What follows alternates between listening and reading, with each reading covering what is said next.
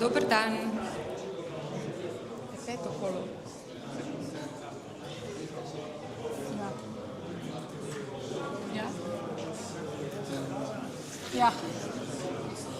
Pozdravljeni in dobrodošli na 5. kolu.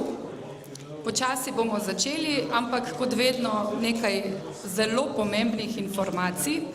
Prva je ta, da je danes dress code Power Flower in očitno samo mi dve z Ano zasledujeva to idejo. Tako da upamo, da se je še kdo upogumil, namreč naši fotografi pridno spremljajo tudi to in na koncu festivala bo padla nagrada tudi za tiste, ki lepo spremljajo dress code. Welcome to the 5th round. Before we start, we are going to share a few information with you. Thank you, Daria. As you can see, today's dress code is Flower Power. We are, again, very well dressed.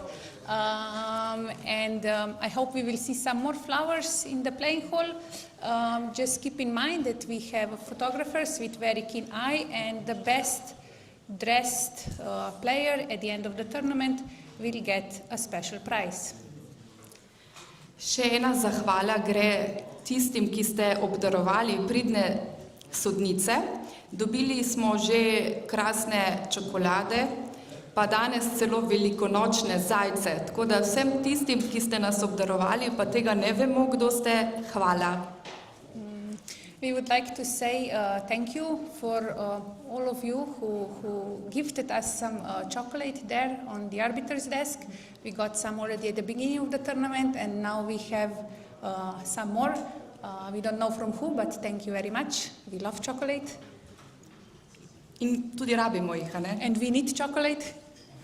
Včeraj smo imeli en tak res poučen šahovski seminar dr. Jane Krivec, tudi šahovske velemojstrice, ki je napisala odlično knjigo na temo psihologije v šahu, Improve your life by playing a game. In še nekaj teh knjig je na voljo. Bomo pa jutri dopoldne tukaj pokazali en zelo zanimiv šahovski diagram. Tisti, ki ga bo rešil do jutrišnjega konca dneva, bo tudi dobil eno takšno manjše darilo. Yesterday we had a very nice educational seminar about chess psychology from Jana Krivec. She also wrote a book, and we have some books for sale here if you want to buy them. And today we will show one interesting puzzle here, and everybody who jutri bo diagram in kar reši, bo dobil nagrado. So we will show a very interesting puzzle. It's not that easy. We tried to solve it and we couldn't yet. And the one who will solve it will get a prize. Še ena pomembna informacija. Danes večer imamo super večerni blic. Tako da nekateri se že pridno prijavljate. Še imate čas. Seveda lahko tudi na turnir kar vkorakate, ampak pomagajte nam s predprijavo na registracijskem pultu. Tukaj v dvorani se bo turnir začel ob 9:30 zvečer. Pridite vsaj 15 minut prej. Because today we have only one round, and I know this is not enough chess for you. In the evening at 9:30 we are going to have an evening blitz tournament. You are all very, very welcome to help us, the arbiters team. It's very welcome that you registrate before, so that we put you in the list. And if you are going to play, come around 15 minutes before. So that we see you, that you are here, and we can start on time. Otherwise, it's going to be a midnight blitz. Naša čudovita Laura Vnuk je danes v tej dvorani igrala simultanko, ampak to ne bo njena zadnja simultanka danes. Ob 5. bo igrala še VIP simultanko z nekaterimi našimi sponzorji, podporniki. Obiskal pa nas bo tudi župan občine Bled, gospod Anton Mežan. Tako da, če ga boste videli, kje v dvorani in vam bo mahal, upam, da vas ne bo preveč motilo. Today we already had one simul with Laura Unuk here in this playing hall. She had quite many steps, I believe. And we have another simul over there in the analyzing room with the VIPs. This is going to be fun as well. And later also the mayor of Municipality Bled will visit us and see how chess is such a great game. Zdaj pa še eno pomembno obvestilo oziroma povabilo. Odprli smo zgodnje prijave za Bled Chess Festival 2027. Trenutno vemo samo to, da bo potekal v marcu in če se že sedaj prijavite, prejmete kar 40% popust, tako da upamo, da se vas bo kar nekaj odločilo, točne datume pa boste zvedeli takoj do konca marca. Tako da lepo vabljeni, da se nam pridružite in rezervirate svoj prostor še v marcu, kajti naslednje leto nas bo tukaj vsaj 2-krat več. Because we got so many compliments about this tournament and you said how great it is, we decided we are going to organize it also in 2027. And if you registrate during the tournament, we also offer you an early bird registration discount, so you will get a 40% discount on the registration fee. Zdaj pa sam še zadnja novica, bom najprej v slovenščini, potem še v angleščini. Naša ekipa, ki vas snema, ki vas projicira, ki ima tamle intervjuje, je zelo vesela, ker imamo toliko različnih enih karakterjev šahistov in bi bila zelo vesela, če bi kar vsi danes prišli malo v studio pa povedali vaše vtise od Bleda, da zberemo čim več različnih mnenj, vtisov, idej, mogoče tudi za naprej, tako da ste vsi dobrodošli. Lahko poiščete eno od sodnic in vas bomo peljali v studio. And in English. So, we have this really great broadcasting team that is filming you and broadcasting all the games. And because we have such a big variety of all different kind of chess players with different views on chess and in life, they would really like to and welcome you all in the studio today to gather all your thoughts and ideas about this year's festival and the next year. So after the game, just find one of the arbiters and we will take you to the studio. Thank you. Enjoy your games. Good luck. Lahko pričnete. You can start your games.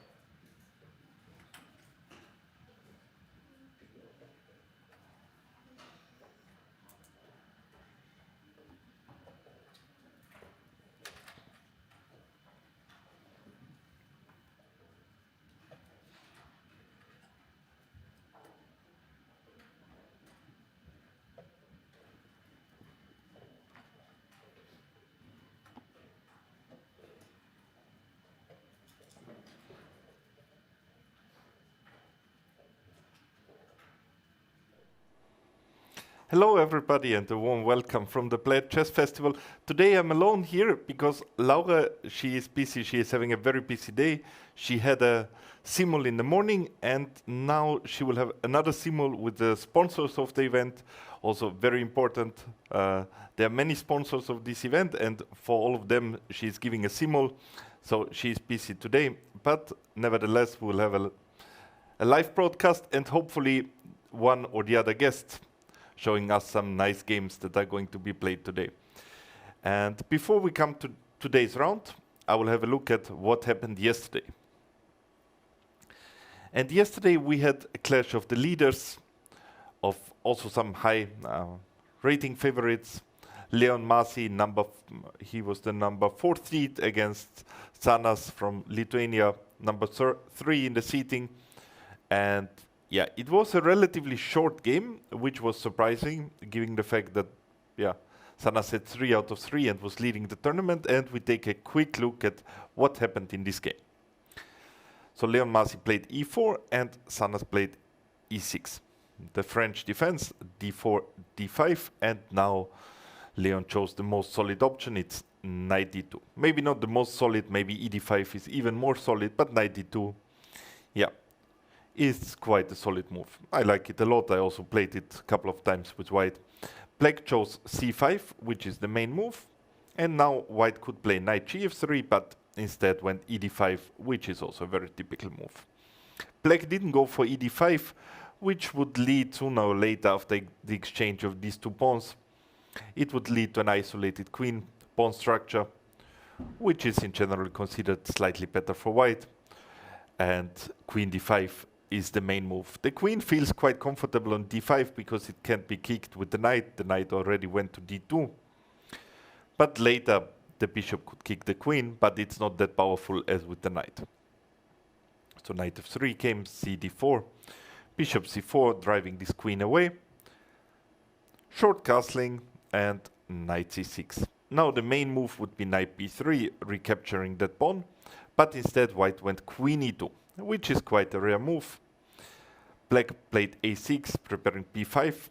That is not allowed by white. It stopped and knight f6 came. White went rook d1, idea knight b3 and recapturing the pawn this way. And black played the best move, queen c7, knight b3, and bishop d7 happened. Knight takes d4, and now black shouldn't take on d4. Black should play bishop c5 instead. So knight d4 was already in precision, and after rook d4, bishop d6, bishop g5, white is a lot better. And as we spoke to Leon Massi after the game, he said he was still in his preparation, still in his book. He spent some time. We see that he spent 15 minutes still here, but he claimed that, yeah, he knew everything, and it's quite believable. And now it's a bit tricky position for black, because black cannot castle short, because simply bishop f6 will come, and along the d file, one bishop will get lost. Simply by doubling on the d file, and one of these two bishops will be gone. And what else black could do? Bishop c6 is the first move of the engine, but this runs into bishop e6. And now the best move would be to castle short, giving up the pawn, and it's not an easy thing to do. And the move that black played in the game, castle, was even worse, because it's leading to way more trouble. At the first sight, bishop a6 looks quite promising, because b takes a6 would run into queen a6, and the bishop on d6 is hanging. Some double attack. But at this moment, black would have a nice resource by going bishop c6, threatening to take on f3, which would make the rook on d4 quite loose, especially in connection with bishop h2. So, if, just to show it, if the bishop goes away, black takes on f3, and if the queen retakes, then bishop h2, and the rook on d4 is getting lost. And even if white regains the bishop on h2, somehow black will have a clear material advantage. So after long castle, it's the first move that was not in the preparation of international master Leon Massi. He went rook d1, took some time, 7 minutes, a very strong move, and black maybe didn't really feel how dangerous that position was, and played bishop c5, a very logical looking move, but it runs into bishop f4, attacking the queen, and now black is in huge trouble. The only move that was possible was e5, giving up the pawn. But instead, black played queen b6, and now queen e5 came. There's a threat of queen b8 mate, and it's just an unstoppable threat. Theoretically, bishop d6 would stop it, but it's giving up a piece, so it's clearly, it's not an option. And it led to this short resignation after 17 moves. So that was a huge game for the first for the fight of the tournament victory, and for the lead in the tournament at least.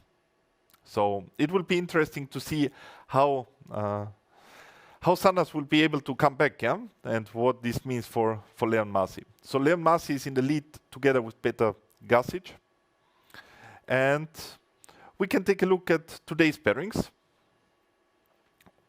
We have at the first board, we have David Kristic, who had yesterday also a very interesting game. He managed to win.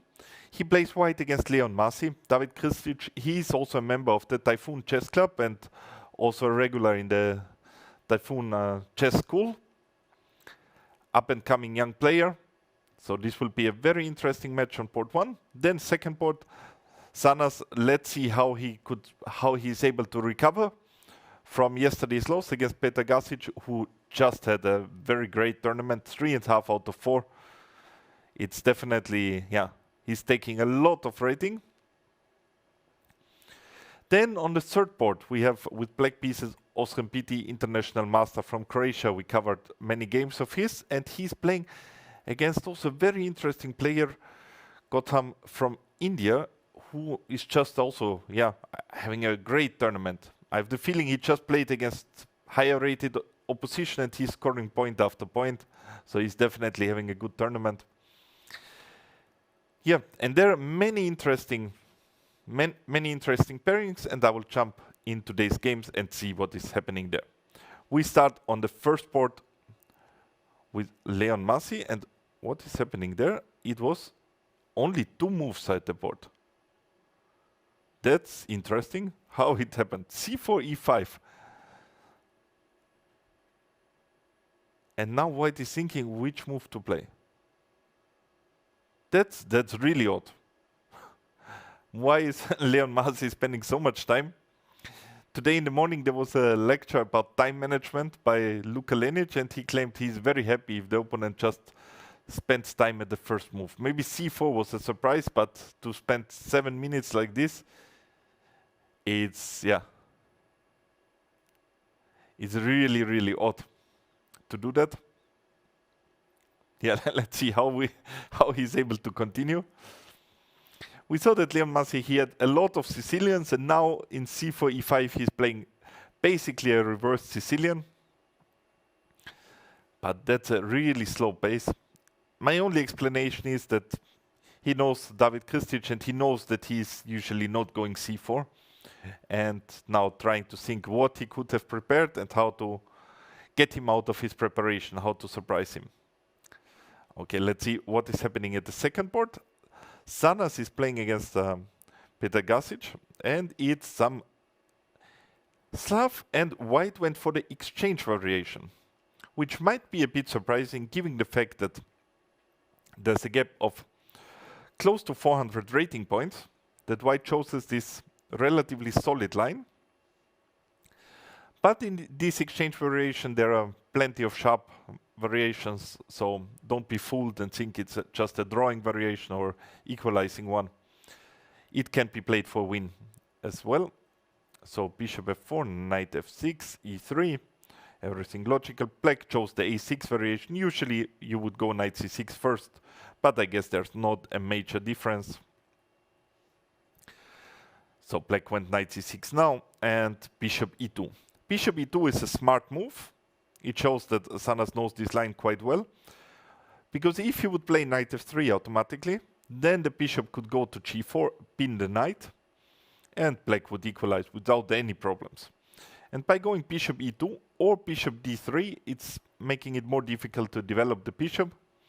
And yeah, after bishop f5, knight f3 came, e6 and queen b3. Another good move, black cannot play b5, because here white would take on b5. And after eb5, bishop b5 on this pin is quite nasty. The threat of knight e5 is causing black a lot of problems. Another way of defending this pawn on b7 would be knight a5, but knight a5 runs into queen a4, and b5 is not working once again, because it would once again run into knight b5, or even stronger, bishop takes b5. ab5, knight b5, and now the threat is knight c7, knight d6. Couple of double checks are looming, and black is in a very, very difficult spot here. So we go back a bit. There, black should look out for some other ways to defend against this to defend the pawn on p7. Sometimes rook a7 could be a way to defend it. It looks a bit ugly to put the rook on a7, but yeah, the rook is defending the pawn on b7, and later it can be brought into the game once maybe bishop d6 and castle is played.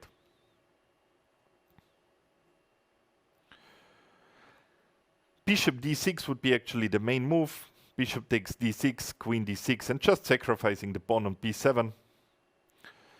And black would castle, and then rook b8 comes, and black has definitely some compensation for the sacrificed pawn. So this would be an option. Instead of this, in the game, queen c8 happened, protecting the pawn on b7. White just castled. And bishop e7, rook fc1. Another nice move. There's the question which rook to put to c1, fc1 or ac1. And usually in these positions it's the f rook that should be brought to c1. The reason is simple, that in case the queen is attacked, the queen can return to d1 and the rooks are still connected. So just having this retreat with queen d1, it's very nice, and there's a nice connection between the rooks. Black castled and white went knight a4. Black should play knight d7, but at the moment it looks like black is already in some serious trouble, because after knight d7, knight d5 will come, and this will be very hard to stop. But Beta is playing very fast. He's confident. He is still 1 hour 11 on the clock, and yeah, he's moving super fast here. Knight b6 looks like a good move. Knight e5 also looks like a good move. These are the two that come into consideration. I'm not sure which one to choose. Yeah, knight b6, it looks nice because this rook on a7, it doesn't have any move. And the plus of knight e5 is that we are making nice pressure along the c file, pressurizing this pawn, this knight on c6. Will be interesting which line is chosen by Sanas, but he is definitely in the driver's seat, putting a lot of pressure to black. So seems well that he's well rested, that he is recovering from his loss. At least he has a very good start. So let's go to the third board. And I think it's now the third game with black pieces of International Mata PT. And it's the third game that he went d6. So it's clearly his favorite opening, not minding a transposition into the Beard's defense. And after knight e3, he's still offering this transposition into Beard's with e4. And the interesting thing is, we saw that Gotham, he is playing the Beard's defense with black himself as well. Beard's defense named after the famous Slovenian player Vasija Beard. And yeah, it's only fitting that in the tournament in Slovenia, this defense is being played a couple of times. So here on bishop f4, black didn't choose setup with g6, but rather chose one with c6, so maybe aiming for knight d7 and going e5. Yeah, it's also a logical way of playing. White played queen d2, knight d7, and maybe white is ready for long castling or for e4 here.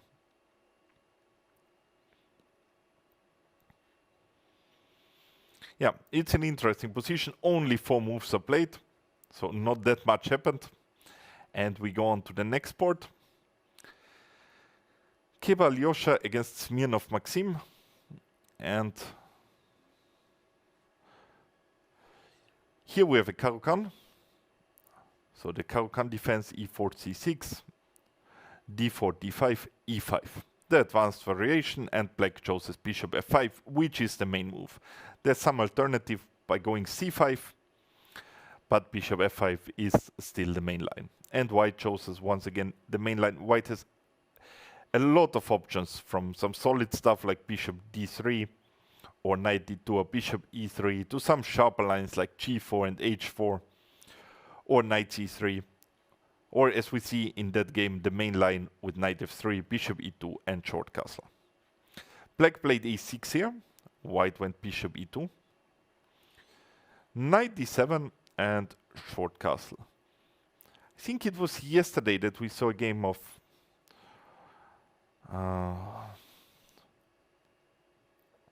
who was playing that game? Just to let me find the player that was playing that game.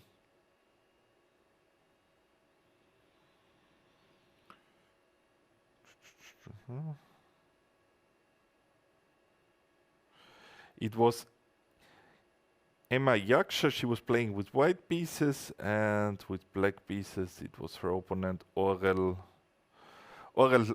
Simona. And she chose the plan with knight e7, bringing the knight to c8. And yeah, and h6 at some point. So here it was slightly different. Black chose h6, c3, knight to e7.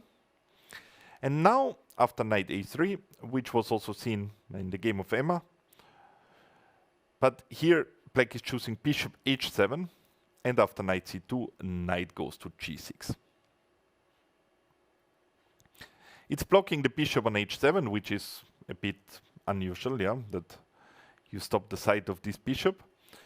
But on the other hand, it opens up the development of the bishop on f8, and after castling later maybe f6. It's a general theme in the Caro-Kann that black has quite a good center, I mean solid center, but a bit less space for all his pieces. So it needs some shuffling around to arrange these pieces. And yeah, you have to have the patience to hope that later your pieces will stand on good squares. So knight e1 came, black went bishop e7, f4. That makes a lot of sense, and black castled. Now bishop d3 came, and yeah, black has to consider now what move to play. I would consider going rook e8, preparing knight f8. Somehow maybe changing the bishop on d3. That would be definitely a move that I consider. Another plan to consider is just to leave everything here as it is. Go queen b6 and prepare c5.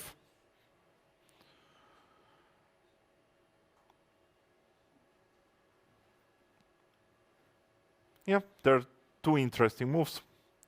Let's see which plan will be chosen by black.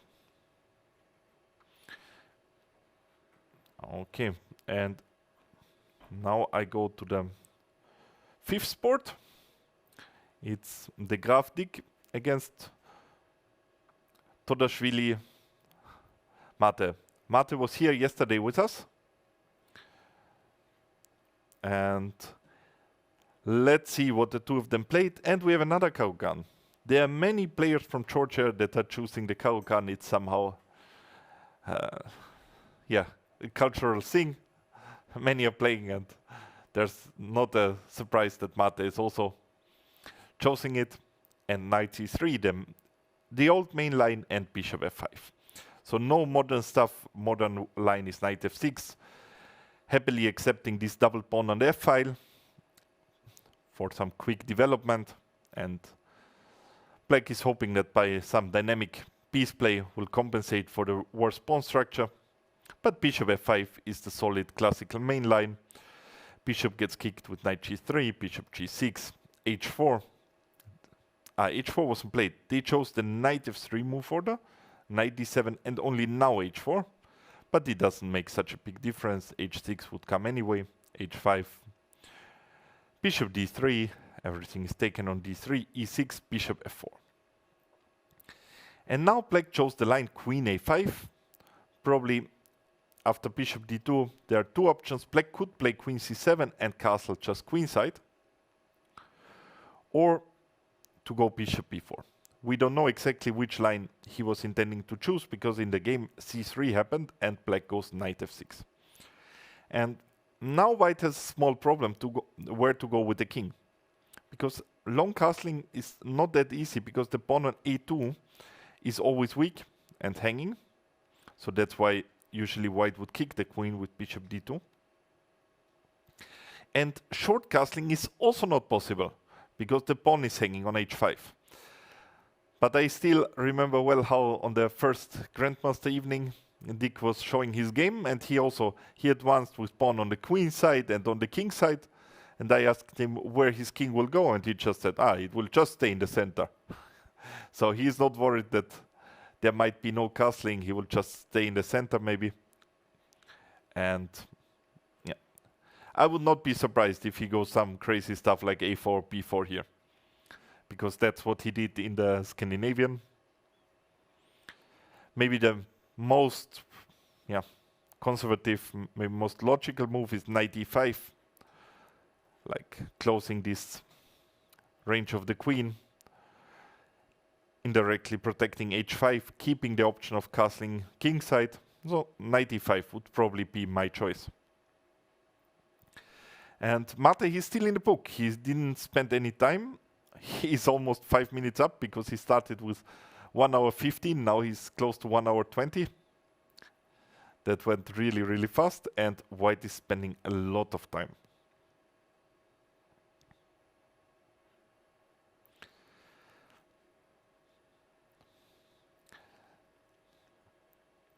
Now I want to take a look at the game of the youngest participant of the tournament, Lev Lenic, and he's playing with the black pieces here. I think he's only 7 years old. And d4, d5 was played.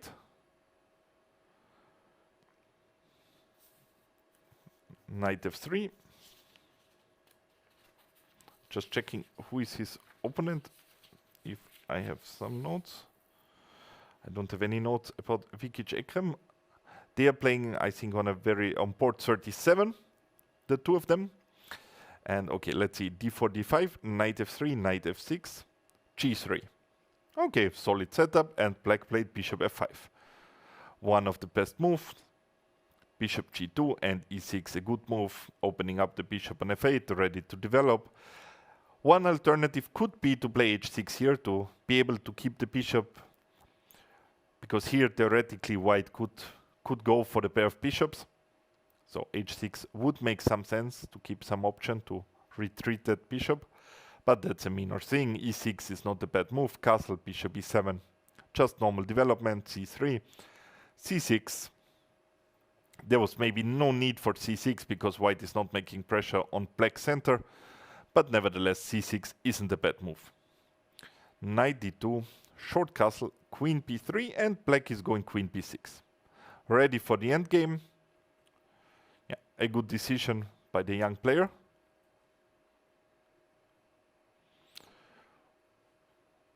And I just see that port 2 finished, so let's go at port 2. What a quick finish.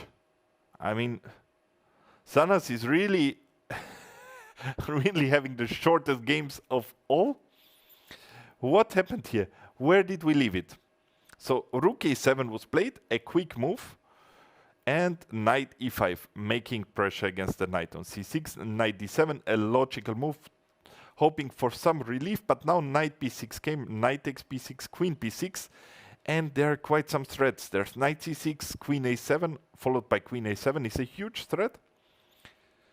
And how should black stop this one? It looks like that the only way to stop it is queen a8, which is a very ugly looking move, putting the queen on a8, where the queen is completely out of play, but at least protecting the rook on a7. And if White is cashing in, taking the pawn, bc6, queen c6, then at least black could hope to play some worse endgame. Instead of this move, black played queen d8, and now on queen d8, White has a decisive blow, and the move is rook c6, taking the knight, and at the same time protecting the queen. So if queen b6, rook b6, and White is just a piece up, and if black takes on c6 with the pawn, then queen a7 comes, and it's a piece once again. So after rook c6, black resigned the game. White finished with more time on the clock as he started with. So that's what I call a comeback after losing yesterday in what we thought could be easily the fastest game of the tournament. fastest loss, especially on the top board. He comes back in great fashion and just wins the game faster than he lost yesterday. So yeah, definitely, I mean, he's spending the least amount of time at the board. I think also in the first round he had a quick game. So yeah, he has the most time to visit the nice sights of Bled. Amazing game. So let's go back to the youngest participant. We see him here on the screen. And let's see what is happening. So I left it off somewhere where there was a potential queen exchange with queen b6. And the queens got exchanged. Basically, the double b pawn is the only pawn that is improving Black's pawn structure. Because usually a double pawn is not a good thing because pawns are better placed next to each other. But if you have a double pawn on the b file, it's improving if the pawn came from the file at the edge. Simply because at the edge the pawn can only capture into one direction, while on the b file it can capture into two directions. And additionally, we can make pressure along this half-open file. Maybe play b5 one day. So play b5, put the knight on b6, and yeah, have outposts for the knight on c4, a4. So this double pawn is actually improving the pawn structure. Knight d7 came. White played b4. That's not quite a good move because now there's a backward pawn on the a file, and this pawn should be blocked with b5. Fixed. But instead c5 came. That makes also some sense. Bishop b2, rook c8, rook c1. Normal moves, h6, a useful moves. Also, there will never be back rank checkmate. And we see that Black is spending some time. For 97, Black spent some 5 minutes, but otherwise both players are playing relatively quick. Not making the most use of their time, definitely. Knight h4, the bishop went back to h7 and e4. Opening up the center, but the problem is that White will enter with an isolated pawn, cd4. Now Black took on c1. White has to take with the bishop, otherwise the e4 pawn will get lost. Now Black took on e4, which I like a lot. Bishop e4, and here Black should of course take on e4. Rook e4, and then bring the rook on the open file. And Black would have a nice advantage. The rook is on the open file. White has an isolated pawn on d5. This pawn can be blockaded immediately with the knight. But instead, Black chose to play knight f6 immediately. And overlooking that the pawn on b7 is hanging. So now White can take on b7, and White took on b7. That was unfortunate blunder. But it's just a pawn, so there are still many things can happen. But till now, definitely, a very decent game by the youngest player of the tournament. G5, the next move came quickly, so it goes fast. I will take a look at board 23. There's a player from South Africa. And it's Decker Allen. And he's known for the Decker Gambit, and I was hoping that we get to see another edition of the Decker Gambit against the Najdorf.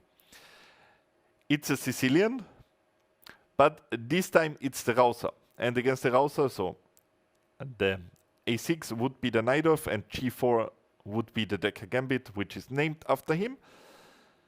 But the opponent chose knight c6, and against knight c6, maybe Black could White could consider going g4 again.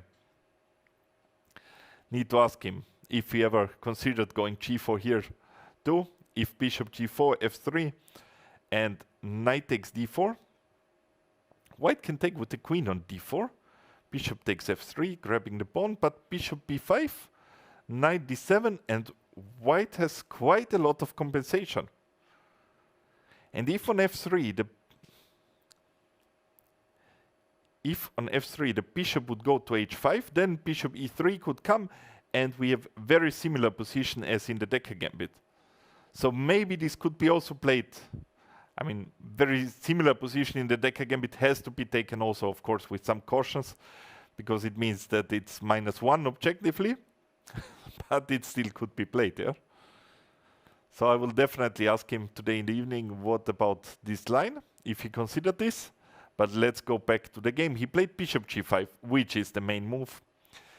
The Richter-Rauser attack. Black chose e6, queen d2. They are following the absolute main line, a6. Long castle. And bishop d7. Now white has the choice to play a setup with f4 or to play a setup with f3. Both are possible. And white chose the one with f3.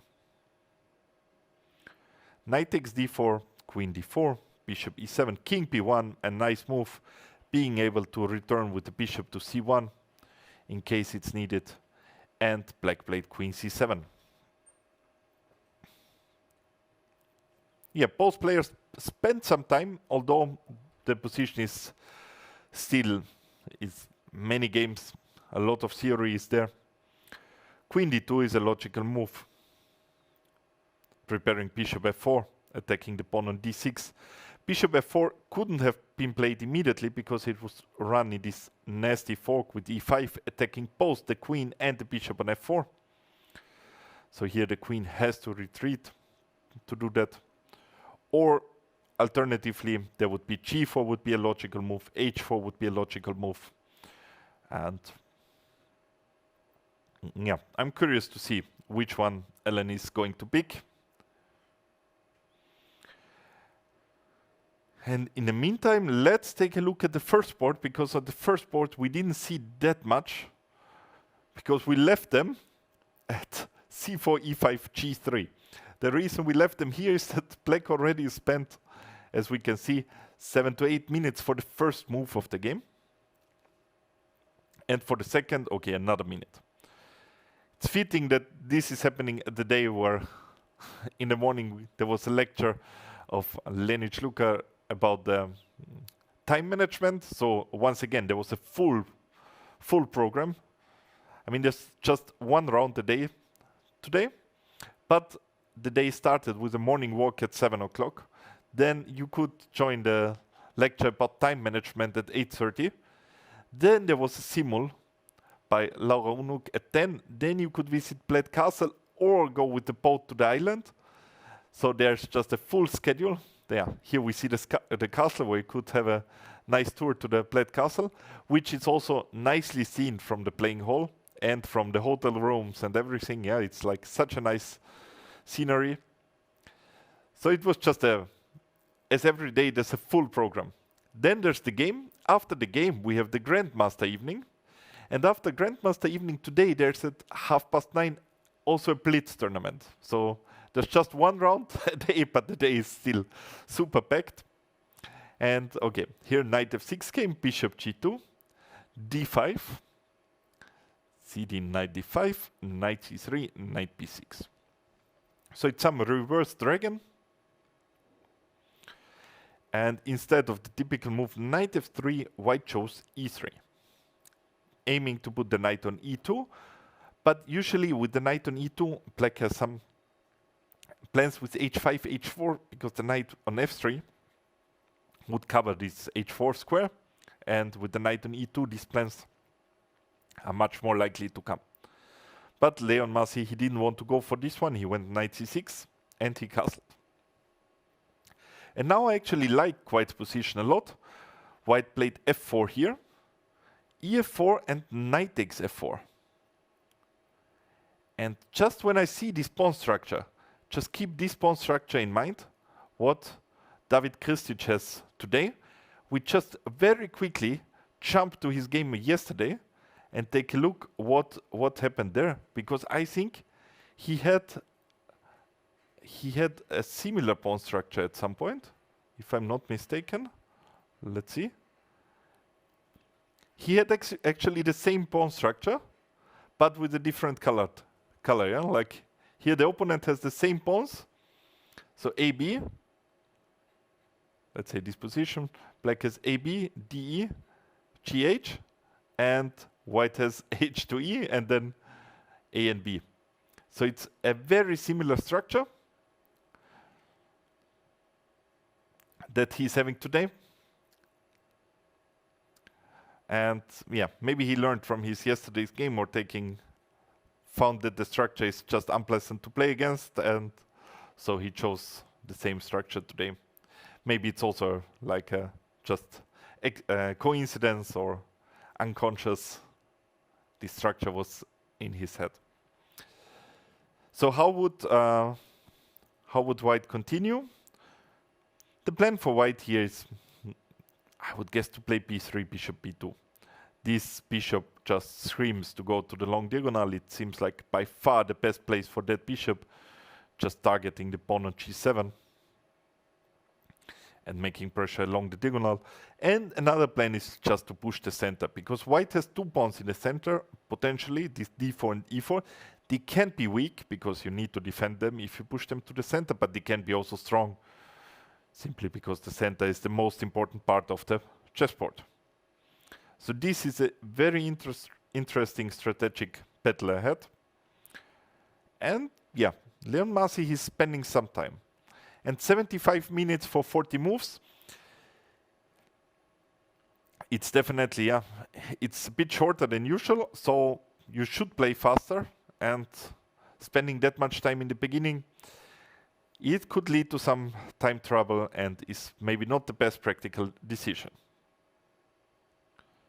So let's see on the third board what happened here. Queen d2 is where we left it.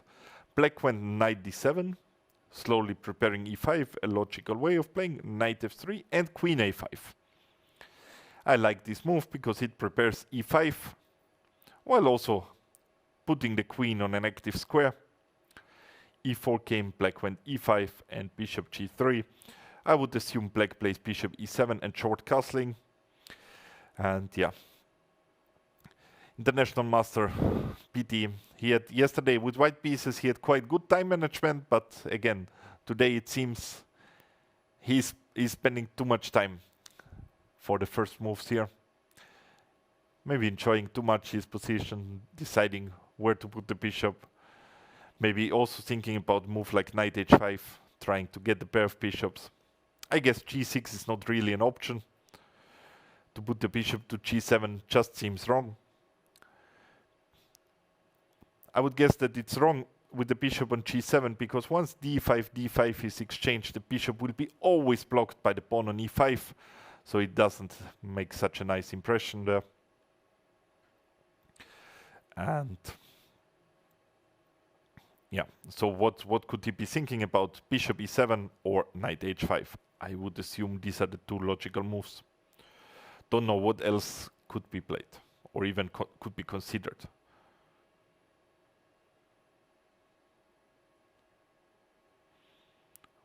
Okay, then I go to board number 4. Here we also left in an interesting moment, bishop d3. And I said queen b6, rook e8 followed by knight f8. These were two ideas. Or, we have a guest, yeah. Very nice. Maybe we go on a short break and then we get the guest in?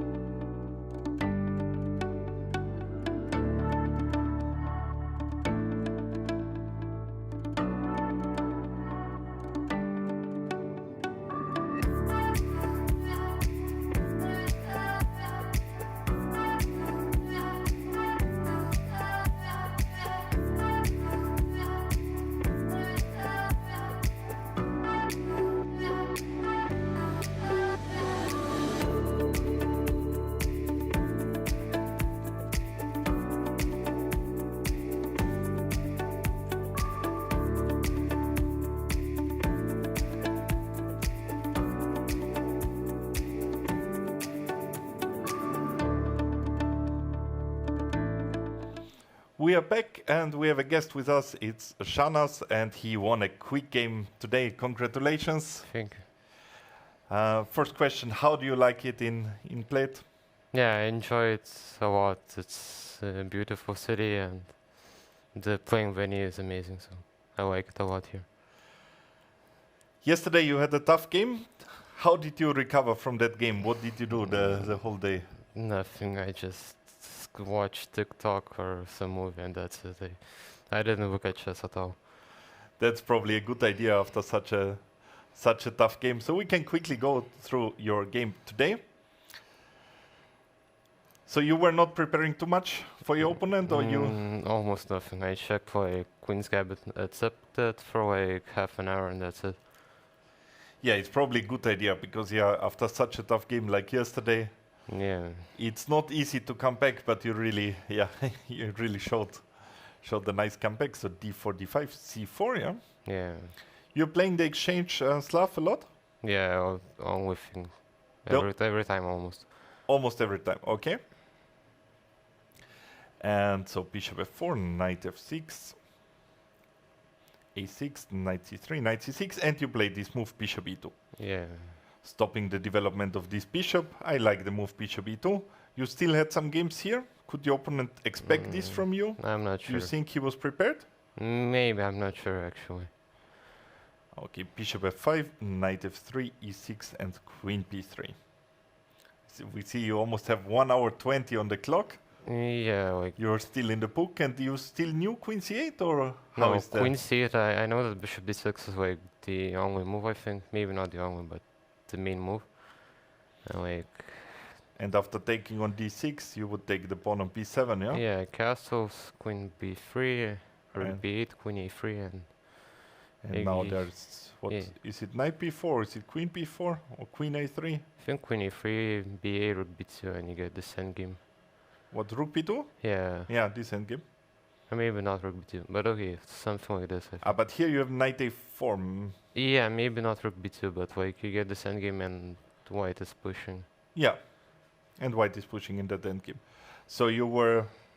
But how was your approach to that game? Because, okay, you are a huge rating favorite, and after all this, let's say, Slav exchange has at least a reputation of being a very solid opening. You were not worried that the opponent is prepared here and I like- mean, I looked at his previous games and he like got the lost position out of the opening almost every game, so I just assumed that, okay, if he plays bishop d6, we play that endgame and I'll try to... I'm playing for 2 results, and if he doesn't, then I'm probably winning. So yeah. Yeah, I think it's also a healthy approach, that you're not worrying too much about like what the opponent knows and what he doesn't, Yeah. because most of the time we tend to simply overestimate what the opponent knows, Yeah. in that case. So queen c8, it seems like a imprecise move, and you just castled. Yeah. And you said you didn't know queen c8, No, I didn't know it. and still you decided within like 20 seconds just to castle. Yeah, you Like, were. I mean, it's you basically castle, go rook c1, knight e4, and knight d5 in these positions, and I just assumed like it looked almost winning. I didn't see what to do with black. Yeah, it's definitely not an easy position here. Probably, okay, castle knight a4. I guess black should play knight d7 right away, yeah. Yeah, probably.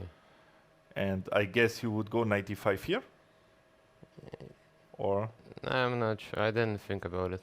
I like just played knight a4. It looked the most natural move, and then yeah. And of course, you can say okay, black should answer first, and then we'll see. yeah. But after knight d7, what can we do? I mean, like you could play rook c3, double on the c file, or go knight d5. I think these Yeah. are the two sensible plans, or I you see probably some other moves. would have played rook c3, and it's still And just double on the c file, yeah? yeah. Maybe there's b5 here, but I'm not sure. So if b5,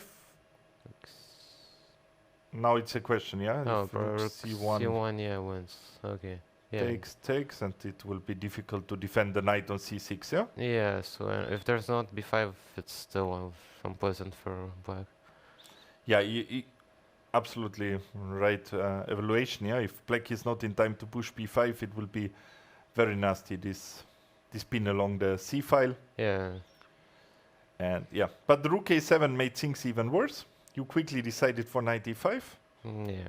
knight sure. d7, knight b6, increasing the pressure. Black was forced to take on b6, and here, yeah, what did you expect? What would happen? Yeah, like you were surprised that he played that quickly, or? Yeah, I thought he would go for a thing, because bishop d doesn't work because of knight c6. So this is a nice line. You have just knight c6 here, and if the queen is taken, you have a check, and I don't know, you cannot even count how many pieces you are up. Yeah. A lot. Yes. 2, 3. And Okay. I don't know, like you can try to give up a pawn, like go rook a8, but knight c6, rook c6, and it still looks pretty bad. It's still pretty bad. Yeah, I had also a quick look before, and the only move that was given by the computer was queen a8.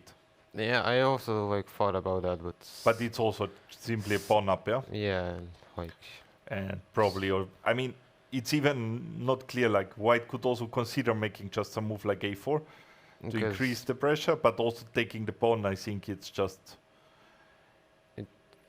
good enough. I mean, it's not clear if there's objectively, I mean, practically speaking, there are definitely good winning chances, but maybe it's even objectively already a winning position, yeah? yeah, I thought it's just this and seemed easy. So after queen d8, rook c6, it was the end of the game. He resigned. You had more time on the clock than Yeah. at the beginning of the game. Yeah, it's nice to have such a comeback from a fast loss, even Yeah. faster win.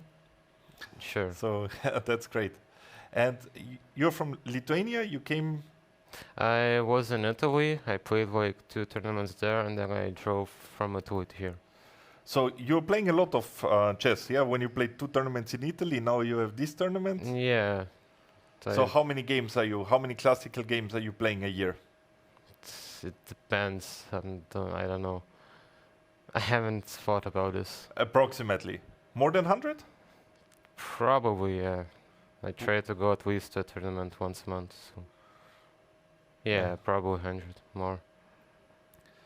That's a lot, yeah. So Yeah, and it's hard, but what are your goals in chess?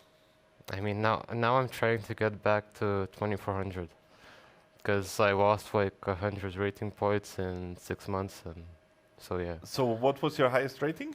24 something, like 24 something, yeah? yeah.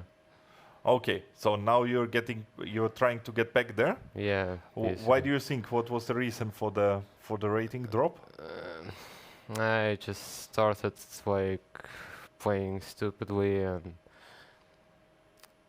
basically I had a lot of like one move blunders, like a lot of them, and just because of that I think I dropped a lot of points. Yeah, I guess also because in general I had the feeling from watching your games here that you're also like playing relatively fast. Yeah, I'm just... You're trying also to make pressure on the clock. If we look, for example, against your game against International Master PT. Yeah, that was also like, I'm just winning. If I just like calm down and find the plan, I just win, and I just started rushing. I wonder if I will be able to open that one. This was which round? Was it the third round? Third, yeah. I will try if I get it like this. Risk if...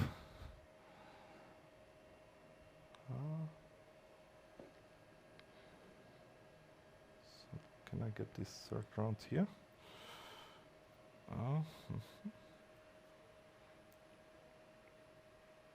It's not the third round.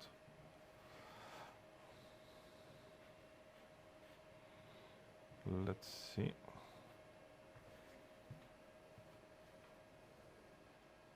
Okay, we take a look at, we get some help with the third round. So you're chess professional if you play so many games, or? I mean, I'm trying to be, it's hard. Like, It's hard, yeah? Yeah. You played in the national team of No, Lithuania? there's too many stronger players than me. What rating would you need to make it to the national team, or is this a goal to come to the national team? 24 something probably, like it depends. So we get the information your highest was 24.06 in July 2025. So yeah. Yeah, I think. So by July 2026 it should be higher than that one, yeah?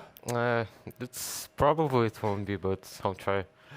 It's difficult, definitely. It's definitely difficult. Yeah, it's easier to lose the rating than to gain it. Yeah. This I can tell from own experience. That's going faster. But let's have a look at your game with International Master PT from the third round. And I was surprised by your opening preparation. I think for that one you spent probably more time than for today's. Yeah, like I spent like maybe 2 hours because I had to also prepare like G6 and other stuff. But this is like more. He played this system with e5, some sort of Philidor setup. I guess you wanted to transpose to some semish, it looks like. Yeah. And e5. And now you exchanged into this end game. And like the interesting moment I thought was the move h4. You played it fast. There were not many games. And after knight d7, you played a3. And here I was struggling a bit to understand what is exactly your idea. You start playing h4, and now you don't continue, you don't do anything there, but you make a move on the other side. Can you explain a bit what was your... h4, like the idea is to go knight h3, knight f2. Okay. And a3, I think, probably to drop the bishop back to e2, so there would be no knight d7, knight c5 with tempo or something. Okay. Or let's say like if I go knight h3, knight b6, bishop b3, a5, I still have to play a3. So if knight h3, then knight b6, bishop b3, and after a5 you still have to play a3 probably. And I think with bishop maybe you will lose, get a worse version, yeah? Yeah. And if black would go knight c5 here, because I thought that might look logical, preparing bishop e6. Yeah, I'm not sure, honestly. I also thought about this during the game, and I don't know if this was in my files, but if it was, I forgot what's the move here. So I'm not sure. I can probably go like bishop b3, knight d2, and still maybe I'm better, but... Yeah, I mean, for sure you should be slightly better here. Yeah. So, and after a3, knight b6, this looks like playing a bit in your hands, because now you can put the bishop to a2, which was exactly your plan, and a5 doesn't look that useful anymore, no? Yeah, a5 also seems weird. I guess you mentioned the plan knight h3, knight to f2. Yeah. And maybe bishop e3, knight d2, or... Yeah, something like that. And you would castle, I guess, to the queen side, yeah? Yeah. So, actually a5 is not doing much, because a5 would stop b4, but I guess you hardly ever will go b4 here, no? No, I wasn't thinking about that. Yeah, I would assume so, because, okay, what is the pawn? Then it's a question, what does the pawn do on a5? But now you executed your plan with knight to f2. h6 also seemed a little weird. Bishop c5, I think, here. Yeah, and all those moves, they took some time, yeah? Like, he spent some time. Yeah. Yeah, bishop c5 maybe would make more sense. Also, maybe, I don't know, it looks a bit ugly, but just to take on h3. Okay, like, but then 2 bishops, like... Yeah, you have the two bishops, yeah, but maybe black has... Maybe, but I'm just better. Yeah, definitely, you're just better there. Knight to a4, at least here this move looks like it has some sense, but yeah, you're just in time for knight d3. Yeah. Just nicely showing what was the point of putting the knight to f2. Knight d7, knight d2. Here I could have taken on c5 actually. Yeah, here, actually I was surprised that you took on d6 and then you were spending some time. Because, okay, here you were really making a lot of pressure. We see it like you have 1 hour 16, the opponent has 26 minutes, yeah? Like 50 minutes ahead. And I thought that if you decide to take on d6, you already know what will be your next move. And if you want to still consider if you should take on d6, maybe to spend time here for other options, like maybe knight c5. I mean, yeah, I saw knight c5 as an idea. Knight c5 and then there's b4. Yeah, that's actually important point is bishop c5, bishop b3, yeah? Yeah. And if b5, you take on a4. And if taken on e3, then it's bishop b5 and you end up with an extra piece. Yeah. And if the knight takes on c5? There's b4, and I saw it, but I don't know. It seemed Oh, and now there are all sorts of nasty tactics coming up. So, for example, if knight goes back to d7, you have this shot of knight d6 and bishop f7. Yeah. That's quite cool. But why did you decide against this one? I don't know, it just seemed somewhat more complicated, and I just, okay, knight d6, I have like a better position no matter what. I thought maybe you can also just take on knight d6, but I get a better version. Yeah. But could you also play here knight d6? Is this a better version? Or it's not clear? I don't know about this. Yeah, I 'Cause mean, I at least you could castle first and then knight d6 if, or yet now. King e7, so it's not that. Yeah. Because like I thought if we like go knight d6, and he gets bishop e6. He's somewhere. very sorid. And Yeah. in the game, the huge problem for black was this f5 square, and you needed the knight to make these problems. Yeah. Yeah, that's basically. Yeah. So you took and king e7, rook d2. So with hindsight, does it make sense for black to take maybe on d3 here? I thought that they're not in time.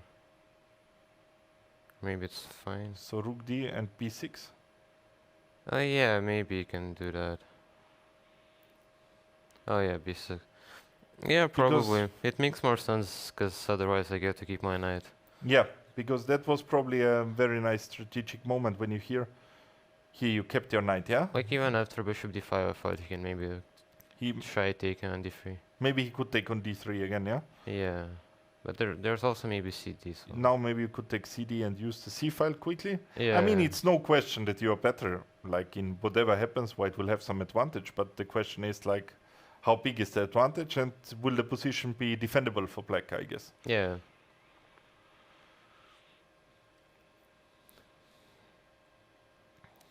So rook b8, bishop e6, and h5 came. King goes to king b1. b1 was stupid move. Yeah, what, you don't like it? I just go rook d1 and it's almost like winning, I think. Yeah, but okay, at some point king b1 will also make some sense, But no? it's, you get like, you lose tempo with king b1. Because I played king b1 and I was like, what am I doing? Because knight b3 doesn't work. After rook d1. Yeah, so here you would just take and play and king play b1, and next move you collect the pawn, yeah? Yeah. Yeah. And after rook d1, it's not clear what to do. Yeah. But okay, you played this move very fast, and I mean, that's also the price you pay sometimes. That you make these small, imprecise moves, but you also make a lot of pressure, because we should not, I mean, the clock time, yeah? It's still a practical game, and yeah, it's a trade-off, yeah? When you make moves fast, sometimes you will also miss something, but you will make some pressure, yeah? But like, it's simple moves, so I was pretty mad that I made this mistake. I can imagine, yeah? b5 here. And now he played rook c6, going for some passive setup, and now you took on c5 and could play knight g4, bringing the knight to e3 and reaching this dream position, yeah? Yeah. b4, and here also you made this decision very quickly that you pushed a4. I could have just taken. You could have taken, yeah. Because it's simply opening up the position, yeah. Yeah, and rook b4 doesn't work also. And it will be easier for you to enter. So a4, b3, c3, but again, yeah, the best way here to defend everything, it was not easy to find, yeah? Yeah, I rook a8, to put the rook to d7, I think. Oh, this d7? was the plan, yeah? Yeah, maybe even this. This was, I think. But it's difficult. And knight f5, king e6. And okay, you need to see that the rook on d7 is covering g7, and now d6 is covered. And somehow now it's not that easy to break. Yeah, probably. You even have some funny moves like rook d4. But, I mean, just... Yeah, but... And I still have some ideas, probably, but it's... You still have ideas, and it's not easy to go for this setup, especially considering that the opponent has 33 seconds, yeah? Yeah. Knight a4, rook takes a5. And then I will go to the knight endgame, because there it was still surprisingly complicated. Yeah, it looked like it should be an easy win for you. Yeah, I messed it up. I liked what you did, that, okay, now you improved your king. You didn't rush with any knight d6, but you just improved. Yeah. And by Also, I could have just taken on c5. yeah, it would lead to a similar structure. Yeah. It was the EOE because knight c5, rook b6, and it's zigzag. I just win a pawn. You immediately win a pawn. Yeah. Yeah, that's actually fair point. But also, like what you did, it was quite good. Yeah. Yeah, it's looked winning. And here you also won. Finally, you won the pawn. Yeah. Yeah. Did you consider this move that the engine was showing, this knight h4 move here? Yeah, I think I've thought about it, but I'm not sure. And after gh to take king b3, and now there's sort of this knight is holding up everything. Yeah. Oh yeah, You- it's easier. I don't know. I kind of missed it. Yeah. Yeah, I thought it's a very difficult move to find. Yeah, this knight h4. So I mean, once you see it, maybe you can appreciate the strength of it. Yeah. But if you are not, I mean, it's easy to overlook such moves. Yeah. Backwards. Yeah. But still, what you did also looked very convincing. But Yeah, then but all of a here sudden, here was a I he saw got a king chance. c4. Yeah. Yeah. So if king c4, what is the difference? I If can king just go f4 comes? knight f1, and I saw this. You but go knight f1, Yeah. and if you do that in the other position, let's say if you go here knight f1, then And there's e4, I think. there's probably. e4 or knight c5 or what? Or maybe not immediately. Knight c5, b4, and Knight d7. Yeah. knight d7. So with king on c4, probably you would be active. Yeah. So if king c4, Yeah. king f4, knight f1, the knight goes to c5, you push b4, and you would come with the king. Yeah. Yeah. So this activity of the king is the decisive factor why king c4 is bad. What was the reason why you decided against king c4? I Did the don't know. Feeling that everything not should sure. be winning, or I don't even know because I saw that there's c4 and the other line that I chose, and here I'm not sure why I didn't go for it. I kind of just forgot about this, and I don't know. but you remember how was your feeling like? Let's say in January, you felt like here's some danger that the game could still Yeah, I think go wrong, or you were like confident that it should be winning and you will collect the point. I saw like king c4, knight f1, and I thought, okay, I'm probably winning. And then I thought, okay, why not go king c2, king d2, and I thought there's like no king g3. And then I saw that there's c4, and I kind of just thought, okay, I'll figure something out there, but it's just a draw.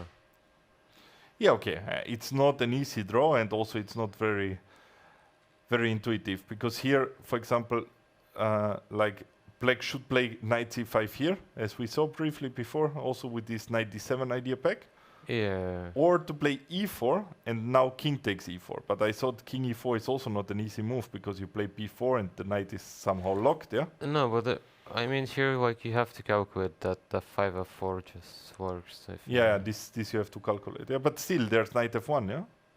Yeah, still not so easy, but f4 maybe, yeah? To stop knight g3. yeah, and it's probably still, And yeah, this could be a draw, yeah? yeah. But he played knight c5 and now b4, and yeah, now it's knight c4 was a nice move. King d5, knight b6, and here he overstepped the time, yeah? Yeah, I didn't understand what was he thinking about. King e5, knight d7, Yeah, king, f5, yeah, king f5. because I guess that if king d5, then you would go c4, and the pawn endgame Yeah, is if- very easy winning, yeah? Yeah, And you just have this pass pawn and collect everything there. So the king would go to f5, and then just b5, yeah? yeah, b5. And the knight on d7 is a beast, stopping this knight from Yeah, I thought knight f2 doesn't work. king d4 or king e2. I think king e2. Maybe king e2, knight d4, and b6. Yeah, and also after king e2, king e6, knight f8, the pawn endgame also looked winning. So After, sorry, here? If here king e6, then knight f8. Yeah, knight f8 and Yeah. Okay, knight f8 is even more precise, yeah. yeah, no. But I guess even if you would take pawn endgame, should be winning. But this one, no need, yeah. It's just more precise, yeah. Yeah. What you're doing, and there you have the square, and you cannot enter the square. Yeah. Yeah. So I thought maybe you could have like tried instead of knight f2 d5 and d4, but And doggy is d6, knight still d6. and king d4 just And king d4, yeah. looked also winning. And he will not be able to give up the knight for the pawn even. Yeah. He will just, yeah. A nice win, yeah. Yeah, I think I got lucky, to be honest. Yeah, although somehow, yeah, you were making a lot of pressure, and like, yeah, you were never worse in this game, and usually such games then, yeah, at some point you're winning them, yeah? Like when you're better all the time, you're making pressure on the clock. Yeah, but like it could have been a queener, so. So, yeah, what is the, let's say, the resume of the first half of the tournament? I have to like not rush my decisions. So you're happy with the, I mean, I understand, yeah, with the loss yesterday, it's tough to be that happy, Yeah. but in general, I mean, it's at least acceptable, yeah, till now, and you're still fighting for the first place. Yeah, of course. It's fine, like So it's, those losses happen, but I'm trying to avoid them. but, and the good thing about your huge rating loss, or the only positive thing, is that with, let's say, a normal last year, you wouldn't be able to participate here. Yeah. So it's sort of, you just for this tournament, you went down. So I hope now you're. It makes things better, yeah. You will collect a lot of rating. I hope get so. higher, and I wish you a lot of success. It was nice having you here, and hopefully you will win another quick games, and we will Yeah, thank you. see you more often on the stream. Okay. Thank you for having you, and see you soon after make a short break.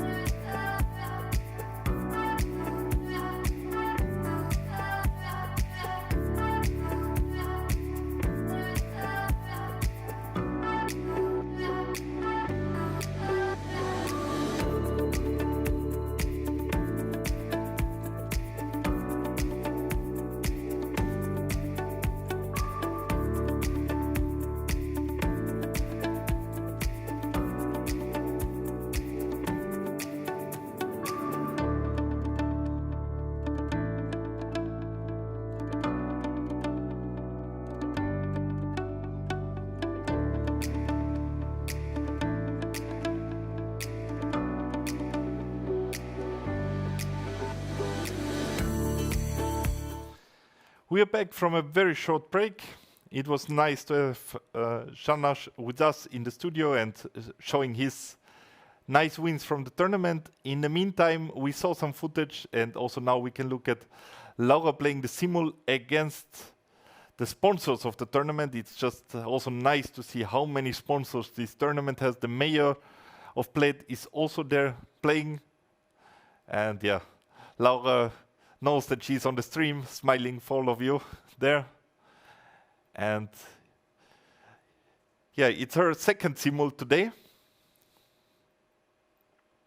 So yeah, this could be the mayor. And yeah, I will.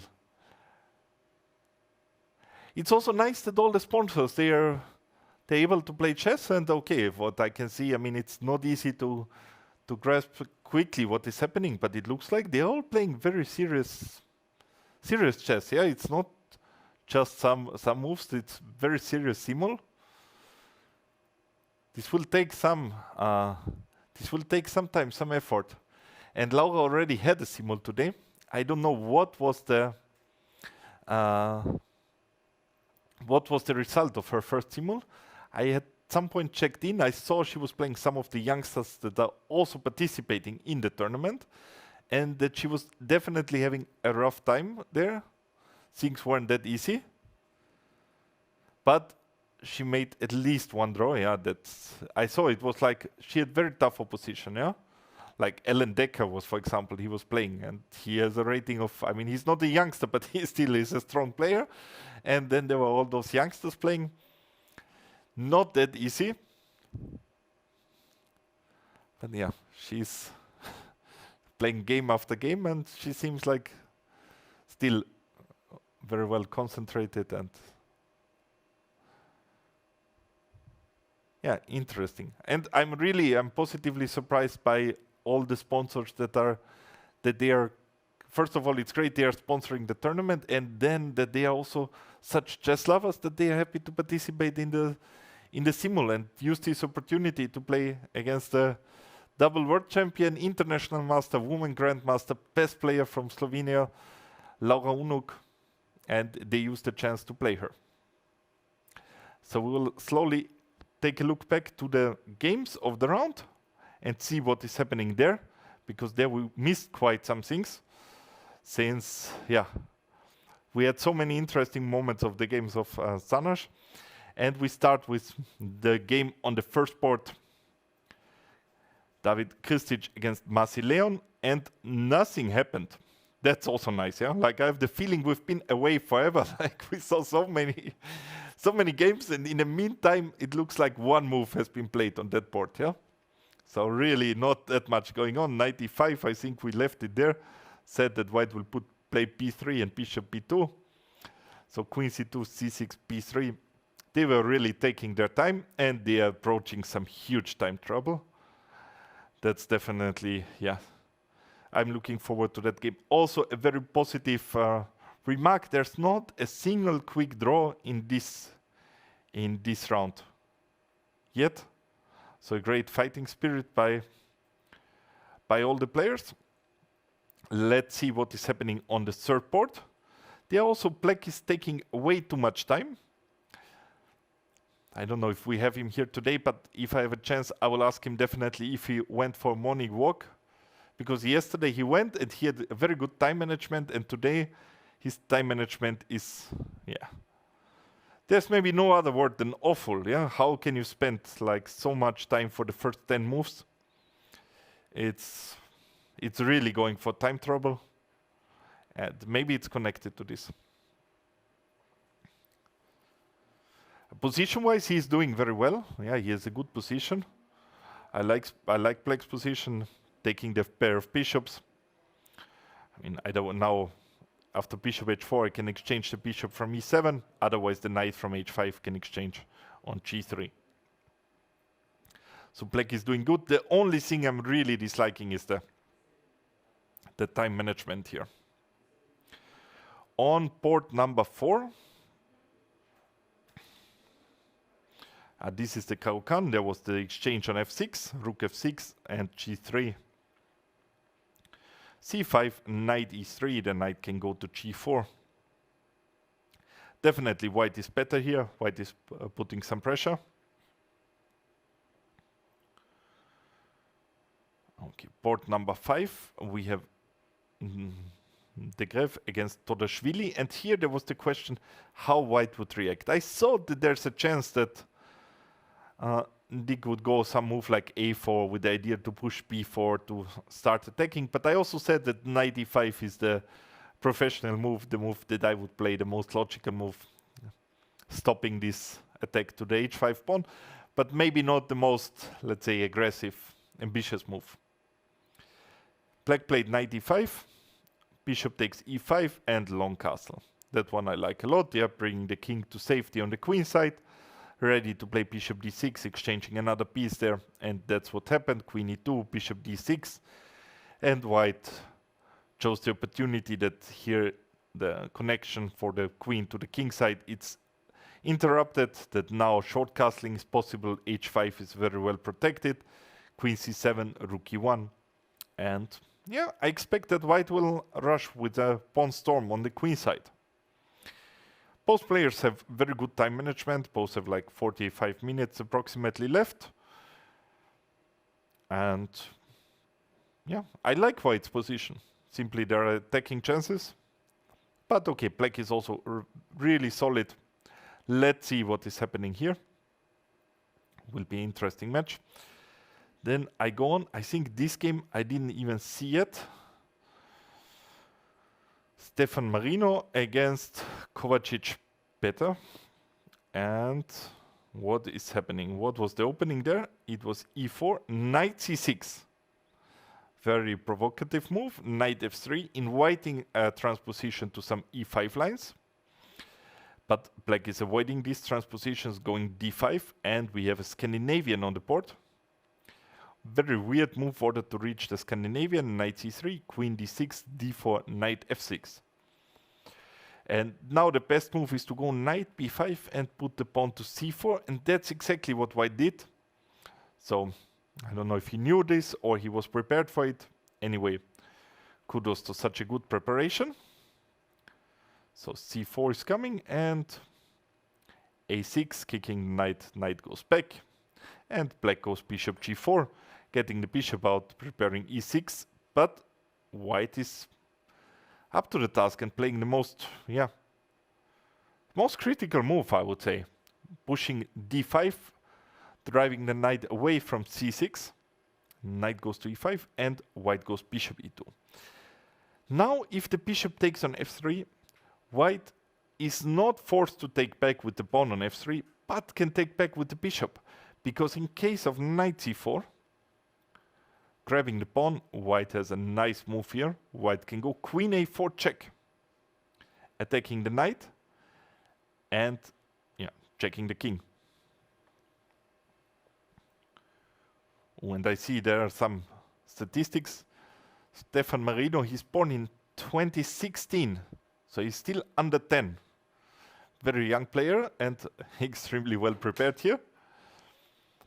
So after knight c4, queen a4, b5 wouldn't work either because knight b5. Now White is threatening some nice checkmates.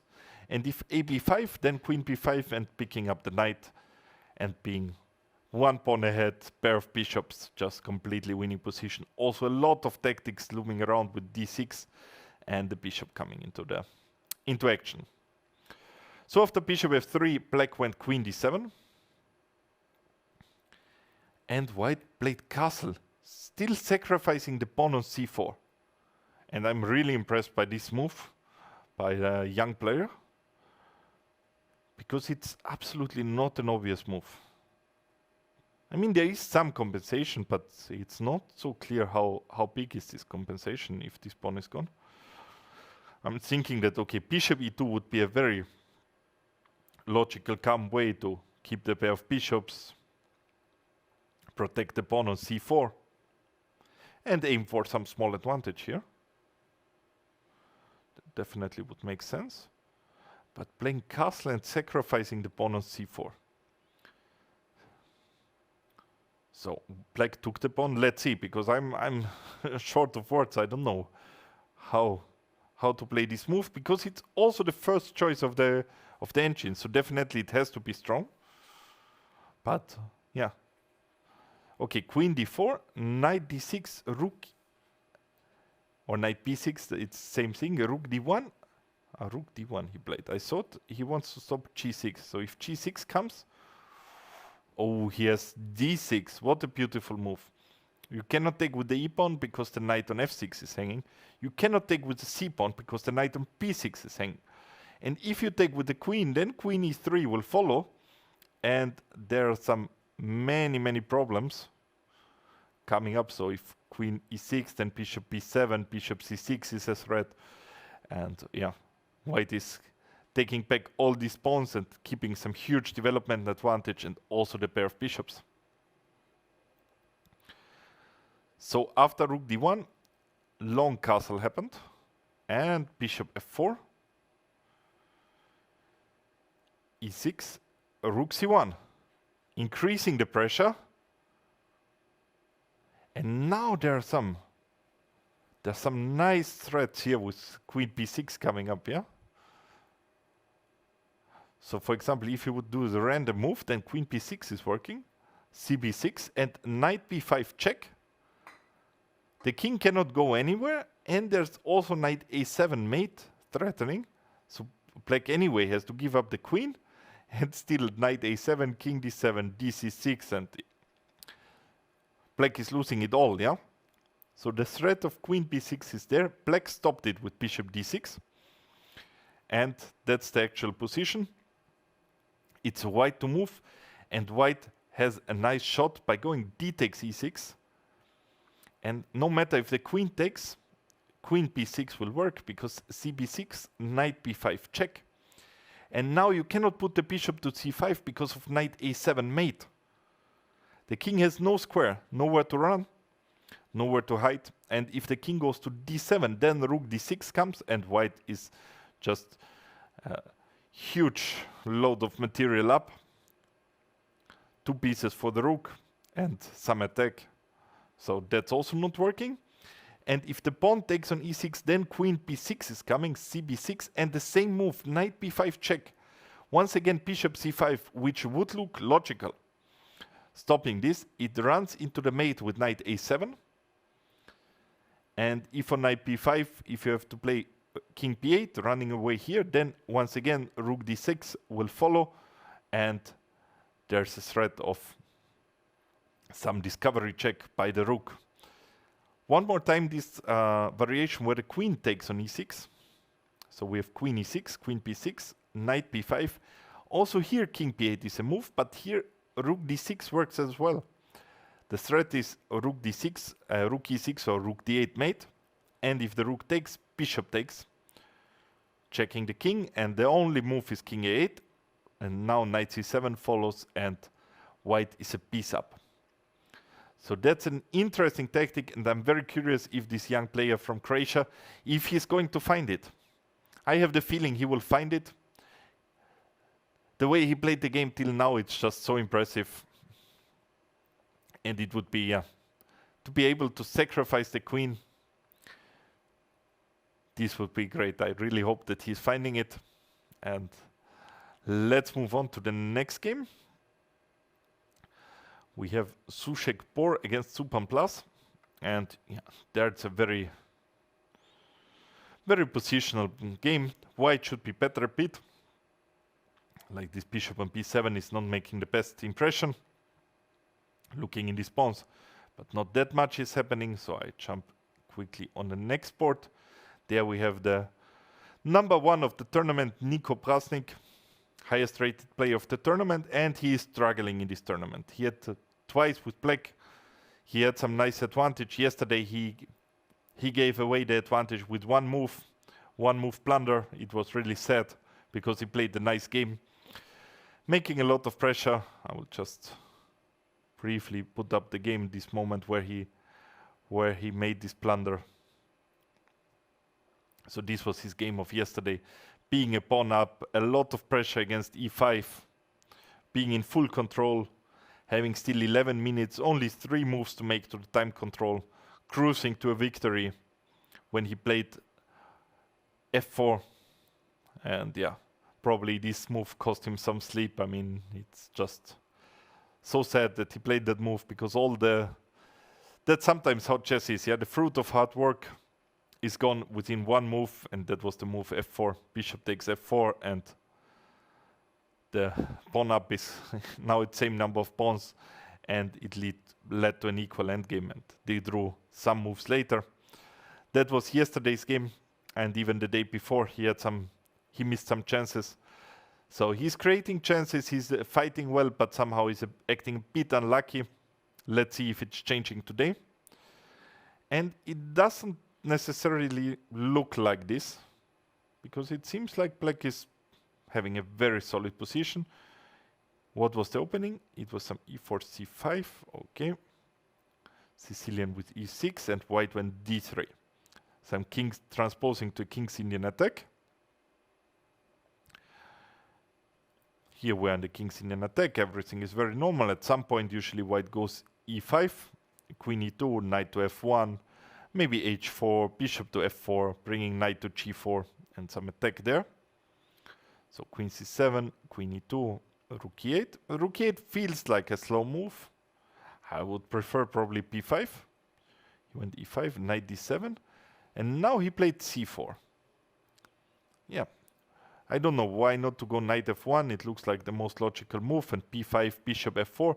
You get a sharp position, and actually that's what you're aiming for. If you're, I mean, it's a complicated position. All the pieces on the board. He is 300 points higher rated, so that's what you want. Yeah, some sharp position, some complex position where the better player should prevail. And yeah, instead he went c4. And c4 is a nice positional idea that in case white would go d4, black would go d4, then white would go h4 and play the same idea while stopping also counterplay for black on the queen side. And here, it may not look like a big thing, but here black is actually in huge trouble because you cannot organize this counterplay in a decent way, and white has just free hand on the king side. So he was really aiming for it all, but black was aware of this idea and just went knight f8. Knight f1, and the issue is we cannot force black to go d4, and black also was not intending to do it. He had just kept the pawn on d5. Now took on c4 and rook d8, and now the rooks got exchanged on the d file, and now it seems like difficult to create an attack on the king side while also keeping control over the d file. So at the moment it looks like a very equal endgame, and I'm curious to see if Nico will be able to ask some questions, to produce some problems here. And now we go on to a player that I didn't see, we were not following today at all.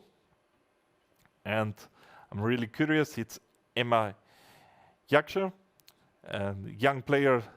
She was under 10 European Rapid champion last year, and she's the up and coming talent in Slovenian women chess, female chess, and we saw already a lot of interesting games by her in this tournament.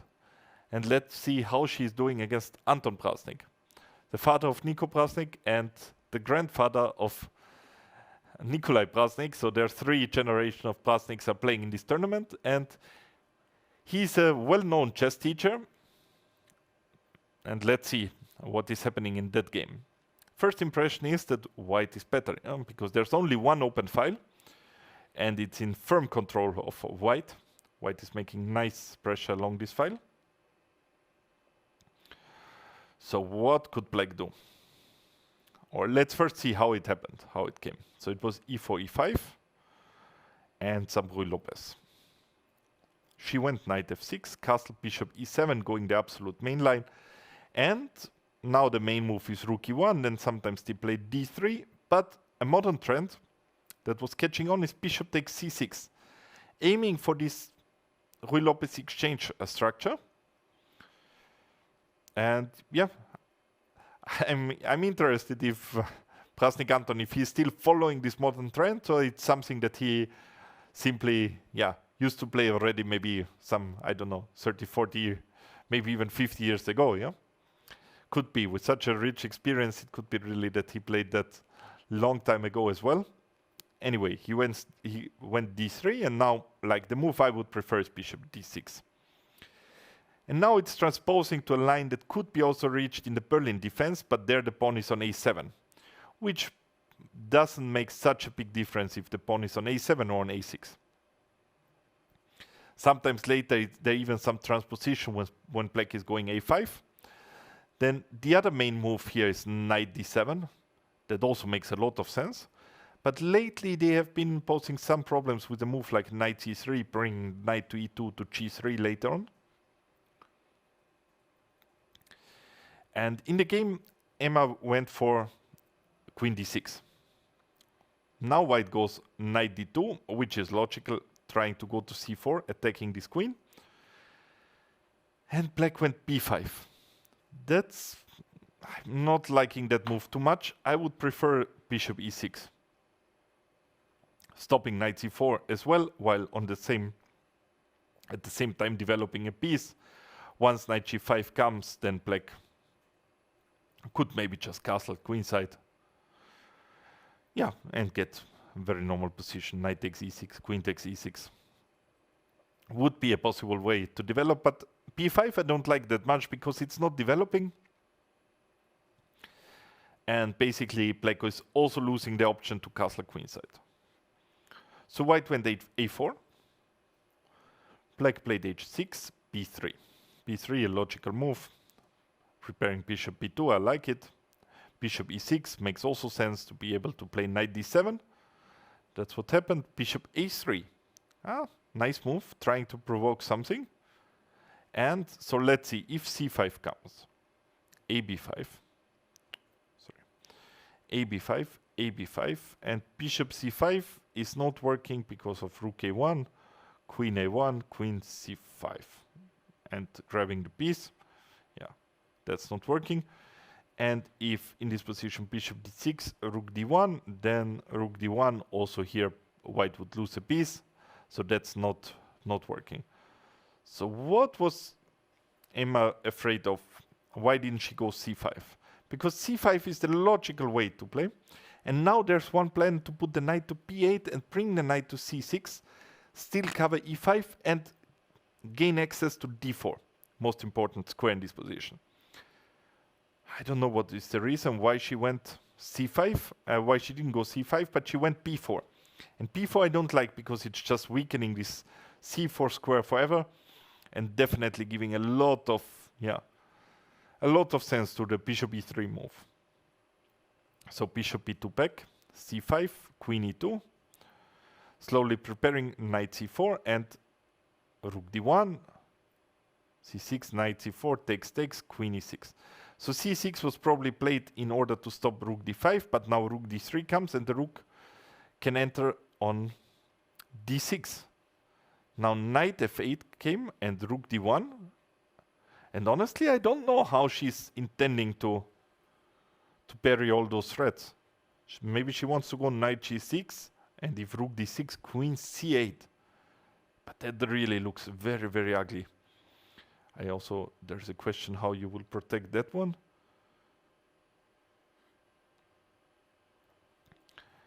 It looks like that Emma is here in huge trouble against the experienced FIDE master Anton Prasnik, and he just doubles the rooks, yeah. She's also down at the clock, like half an hour less than her opponent.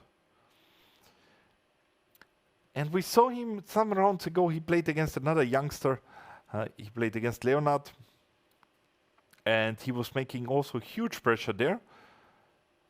But then was not going for the most critical way to execute the game. I mean, to execute the winning attack, but just kept on playing positional. And at some point he lost control and lost the game. So let's see how he will approach today's game, if he will continue his attack with the force he started it with. So then I go on port 18 to see my Austrian countryman. He played the Caro-Kann. I can see by the structure. Let's see if it's true, yeah. It was this, we spoke briefly about this Caro-Kann structure today already. D takes e4, knight e4, and knight f6 came. Knight takes f6, ef6, c3, and he played bishop f5, which is a bit surprising. I would prefer bishop d6 and castle. But okay, he played bishop f5, it's also a good move. Bishop d3, queen takes d3, and bishop d6. Now an endgame come, and an endgame is not necessarily this what black is aiming for, because the pawn endgame would be lost with this pawn structure. The reason is that black cannot gain a passed pawn on the king side, while white will easily build the passed pawn on the queen side. So the only thing white has to do now is to exchange all the pieces to win the game. And that's something that black has to avoid. And with so many pieces already exchanged, it might not be such an easy task. And now bishop f4, you cannot avoid the next exchange. Of course, now there's a small threat of either bishop f4 immediately, or rook e2, bishop f4. So if king d2, for example, then rook e2 would win the game. Just two pieces are way stronger than the rook. But of course, white is a strong player, not falling for something like this.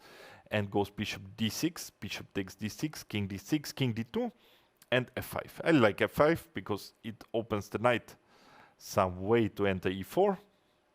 The knight comes, direction e4, okay, g6 has to be played. And another piece gets exchanged, rook e1, and now rook e6. At least he's not exchanging the rook and keeping the option to take f e6. f3, h5, knight e2, knight f8, and knight f4, I would assume, is a smart move. And although the engine is not giving that much, the position is quite dangerous because you simply, I mean, as I mentioned, you would lose the pawn endgame and you're just one piece away from this pawn endgame. Yeah, white didn't go knight f4, but played c4 and knight e6, yeah, okay. Let's see what is happening in this endgame. I think it will be a relatively, maybe one of the shorter games here, or faster games at least, because both played very, very quickly, had a good time management. Also, the player with black pieces, he was today at the time management seminar of Luka Lenic, so let's see if he can already implement things that he learned there. And now I take a look at the game of Alan Decker, and after that game I probably will go for a short break. So let's see this game. Where did we leave the game? It was somewhere here, queen d2. Yeah, before queen d2. I remember I was suggesting queen d2 in order to prepare bishop f4. And queen d2 came, black played rook c8, also a very logical move. And here h4. I guess bishop f4 would be, let's say, more consistent with queen d2, because queen d2 actually made room for bishop f4. The idea is to provoke e5 and then return with the bishop. Now is the idea to take on f6 and jump with the knight to d5. So the idea of bishop f4 was simply to weaken the square on d5. And yeah, because the pawns cannot move back, just to provoke e5. That was the idea. He played h4, which is also a sensible move, and after h6, bishop f4, he anyway managed to provoke e5, but this inclusion h4, h6 is beneficial for black, because now white doesn't have bishop g5, cannot exchange the knight on f6, and the knight on f6 is an important defender of the square d5. So bishop returns to e3 and black goes b5, aiming for some move like b4, white goes g4, b4, and knight e2. Knight d5 would be a logical move as well, but I can also see there's a point in knight e2, and here maybe black could play the move d5. And after e d5, knight d5 is working.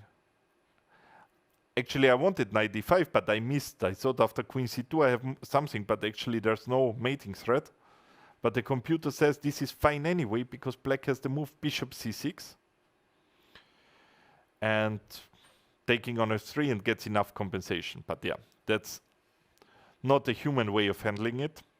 So after knight e2, bishop e6 came, which makes more sense, preparing d5, and white went knight g3, and black is ready to prepare d5.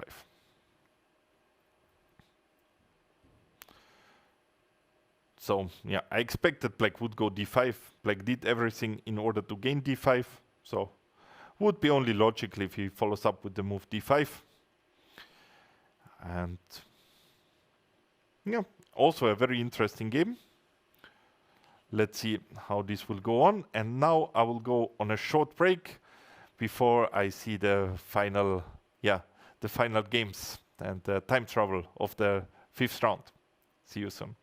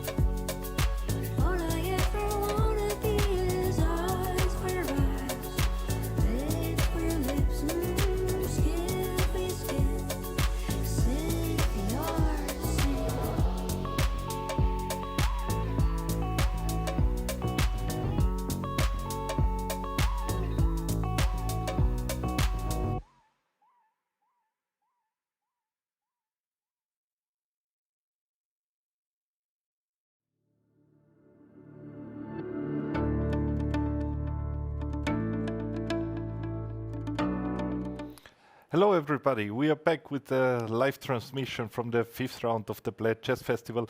And with me here is a special guest, Belja Ledinov Leonard. And he just finished his game and he won a nice game and he's ready to take a look with us at this game. So you had your, you and the opponent, you know each other? Yes, we played a lot of times on like the chess, like just like the chess championship, Slovenia, to like 12 years old. So you know each other and you had a laugh at the opening. Both of you were laughing at some point. What happened there? Can you tell us what happened? To which moment should I go?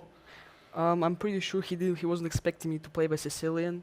So what are you usually doing? I usually play c6, Caro-Kann.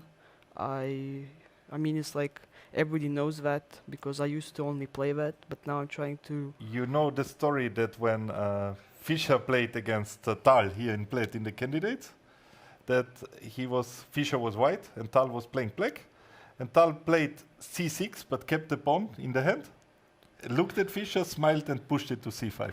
I also did something like that. But And you did also that, but you knew for the Tal story or it just was the inspiration? No, I just did that because I thought it was going to be funny. So okay, that you made the first move then exactly like Tal, very Yes. nice. So, and this was the moment when you laughed, or it was another one? No, but like, I don't know, he took a little bit of a time later on because he wasn't really expecting me to play, I think, Sicilian. But you expected him to go c3, or that was a surprise No, I thought he was going to play knight f3, d4. too? Knight f3 and the open Sicilian, Yeah. yeah? So with c3 he also surprised you a bit, yeah? Yes. Because you played e6, and I guess you were not that familiar now with which setup to choose, or you just wanted to bring him out of the series, or what was your plan? I mean, I was just playing like I was told, just basically make, like, play d6, g6, b6, h6, a6. I like this, yeah? Yeah. But who told you this? My coach. Ah. Even against c3, or it was with the knight on d4? Because I guess it's probably connected with the knight on d4. Yeah. Because with c3, I mean, white is aiming to build this very nice center with pawns on e4 and d4, and somehow you would like to stop that from happening. So either you attack it with d5, the center, immediately, or to play knight f6, and in both cases, white cannot easily keep this center with pawns on e4 and d4. Yeah, I guess. And if you play e6, you sort of give your opponent a bit of a free hand here, yeah? Like just having this nice center, being able to develop the pieces behind it. And it's quite a huge difference compared to, let's say, a line if you would do similar stuff in, let's say, e6, in some line like a6, d6, or something here. Here it's a bit different, yeah? Like you at least have attack here, and it's not the same, yeah? Yeah. With the knight on d4. So usually if white goes c3, you should find some way to stop. For example, an interesting line could be this knight f6, with the idea to take with the knight on d5. This was also played, I think, here in one round. So, okay, we take a look at what happened in the game. One opening was maybe not the, not the best way, but maybe it's not the most decisive one. So he goes a4, stopping your b5. But as far as I understand, your idea wasn't even to go b5, or it was. Would you go b5? I mean, yes, because I Okay. like my pawn on b5 because it's less vulnerable. Like if you go b6, he can attack it maybe with bishop e3.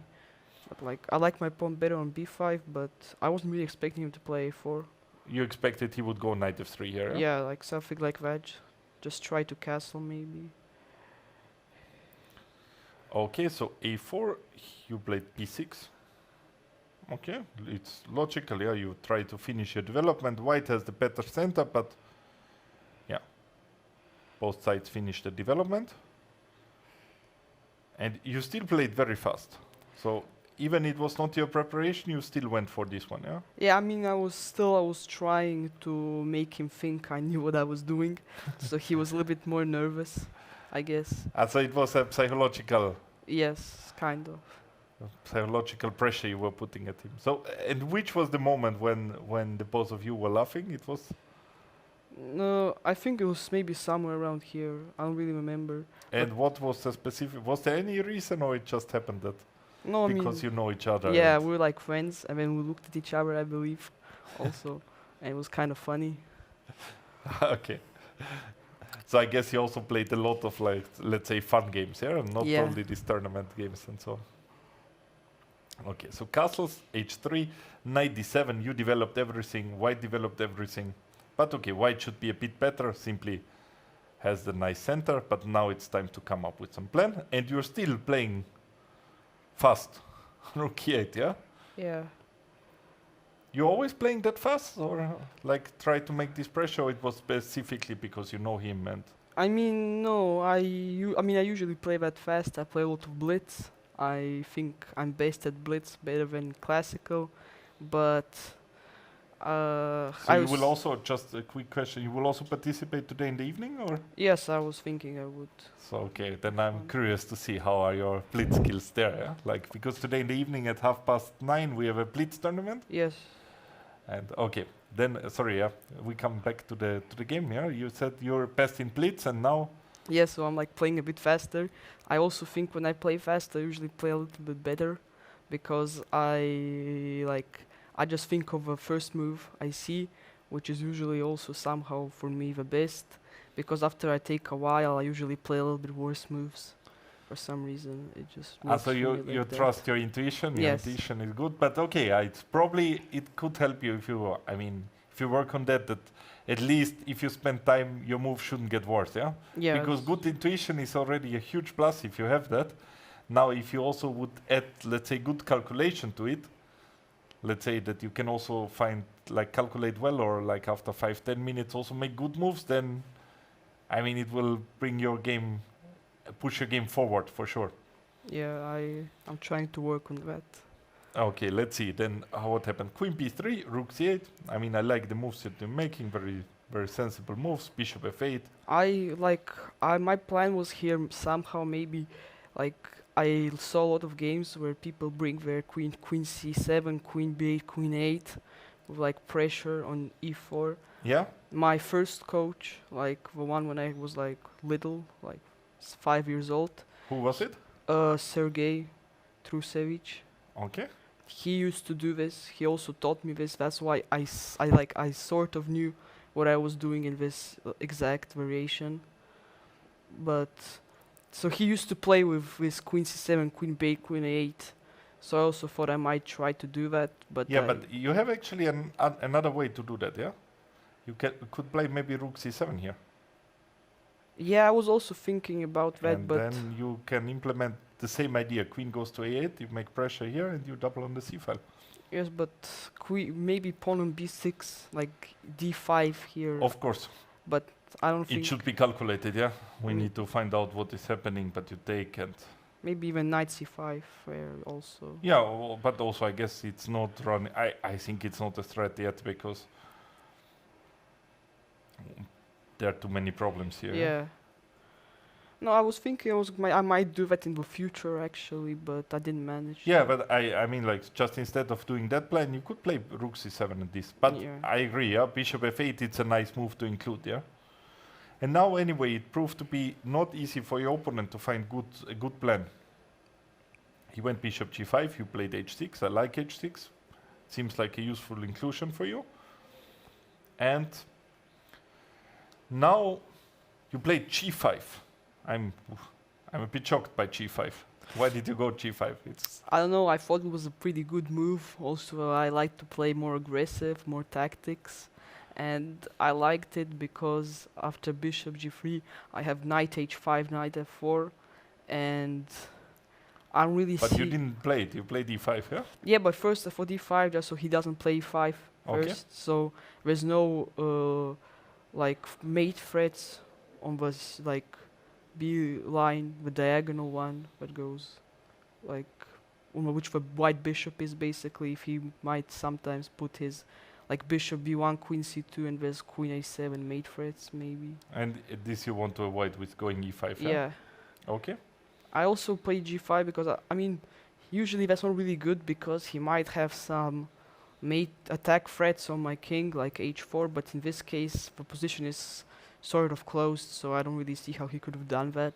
Yeah, but you, as you described, yeah, you're usually playing with your first intuition. Yeah, so g5 was your first intuition. You're usually not checking or looking for other ideas. No, I mean, actually, there could be some idea bishop e7 going back, yeah, yeah, but and that going really, knight h5. I don't and- really like losing the tempo over here. Yeah, but you gain something because the bishop cannot return to this diagonal, and now you will get your knight h5 without doing this weakness of g5. So you still might bring the knight to f4, and you don't have to play g5. Could be another option.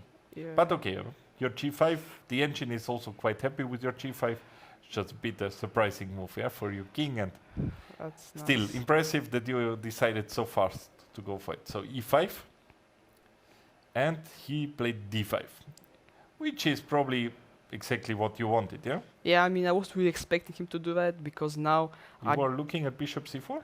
yes, bishop c4. I thought just maybe queen e7. Okay. I don't know, like But probably he should keep the center, let's say, in some dynamic center, just to keep it, because he advanced on the king side with the pawns, and now there are some potential weaknesses on the king side.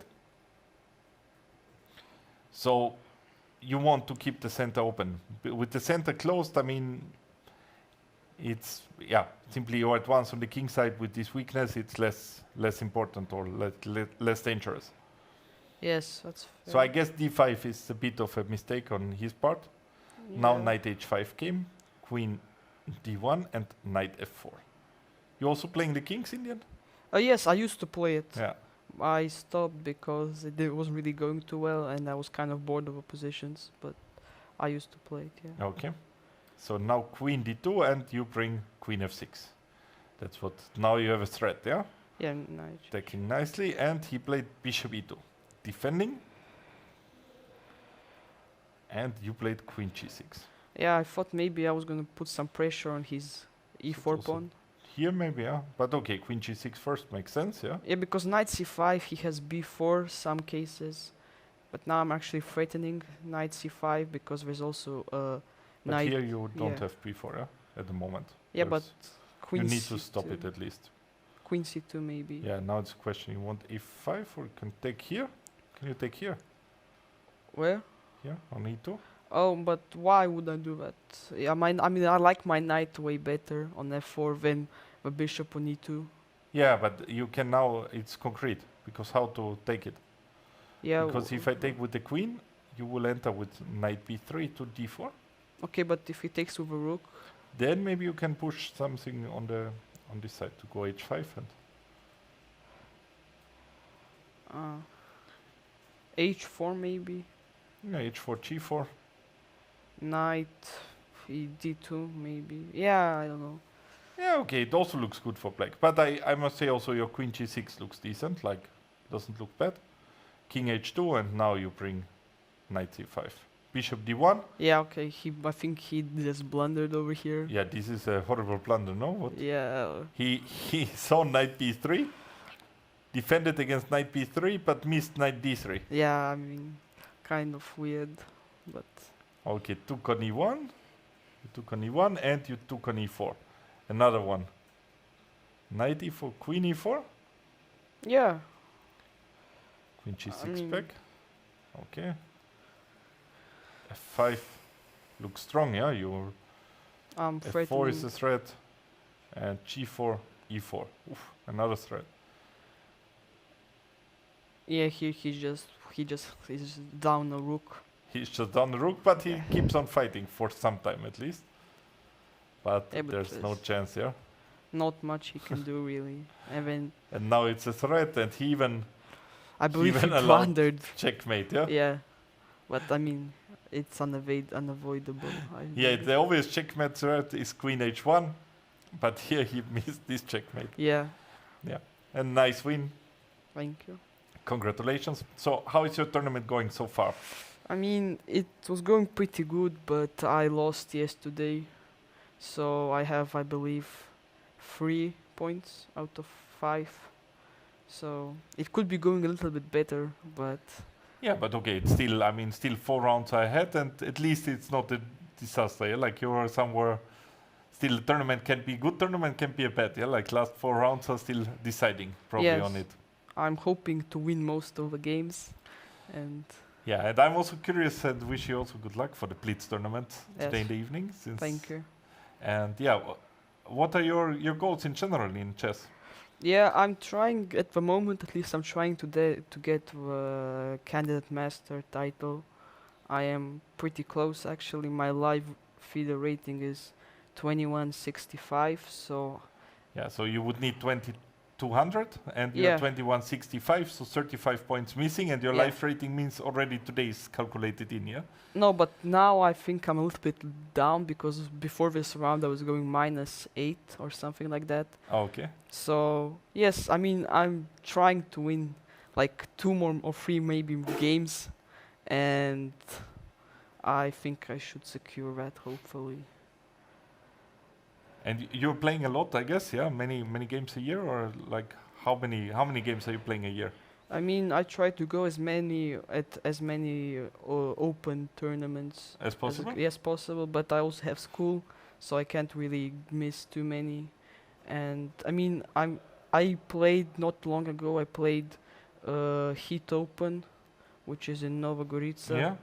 I didn't do too well. I actually went -1 after the whole tournament, but it was still a fun experience. I really like it. So I guess you will also play then the Ljubljana Open, yeah? yes, I was With- Bled Chess Festival, and I believe there's one more open, but I forgot what its name. But it's in a while, like in a couple of months. And are you staying in Bled during the tournament, or you're traveling every No, day? I'm staying here. You're staying, yeah? Yeah. And how do you like it in Yeah, Bled? it's really nice actually. The lake is beautiful. I also like in the chess, like here in the tournament hall. I really like the view. It's amazing.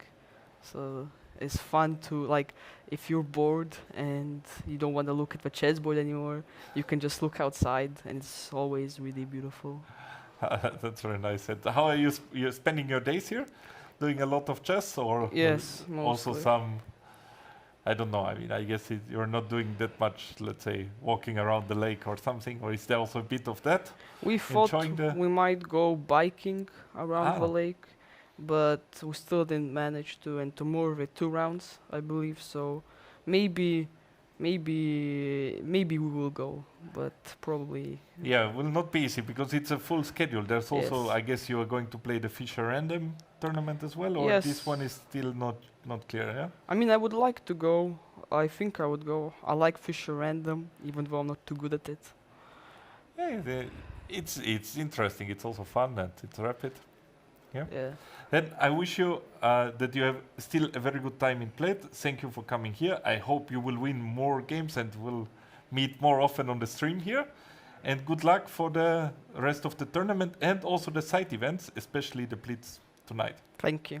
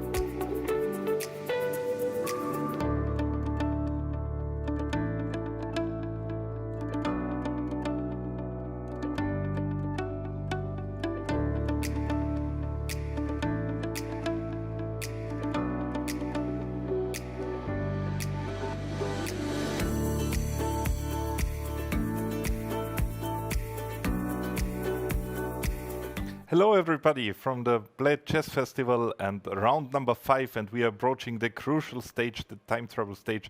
Today everything is a bit different than the other days. I'm commentating on my own. I have some guests from time to time, but my usual co-host here, Laura, she is busy playing simuls. She played one in the morning. Now she played a simul with all the sponsors, because today the sponsors are here.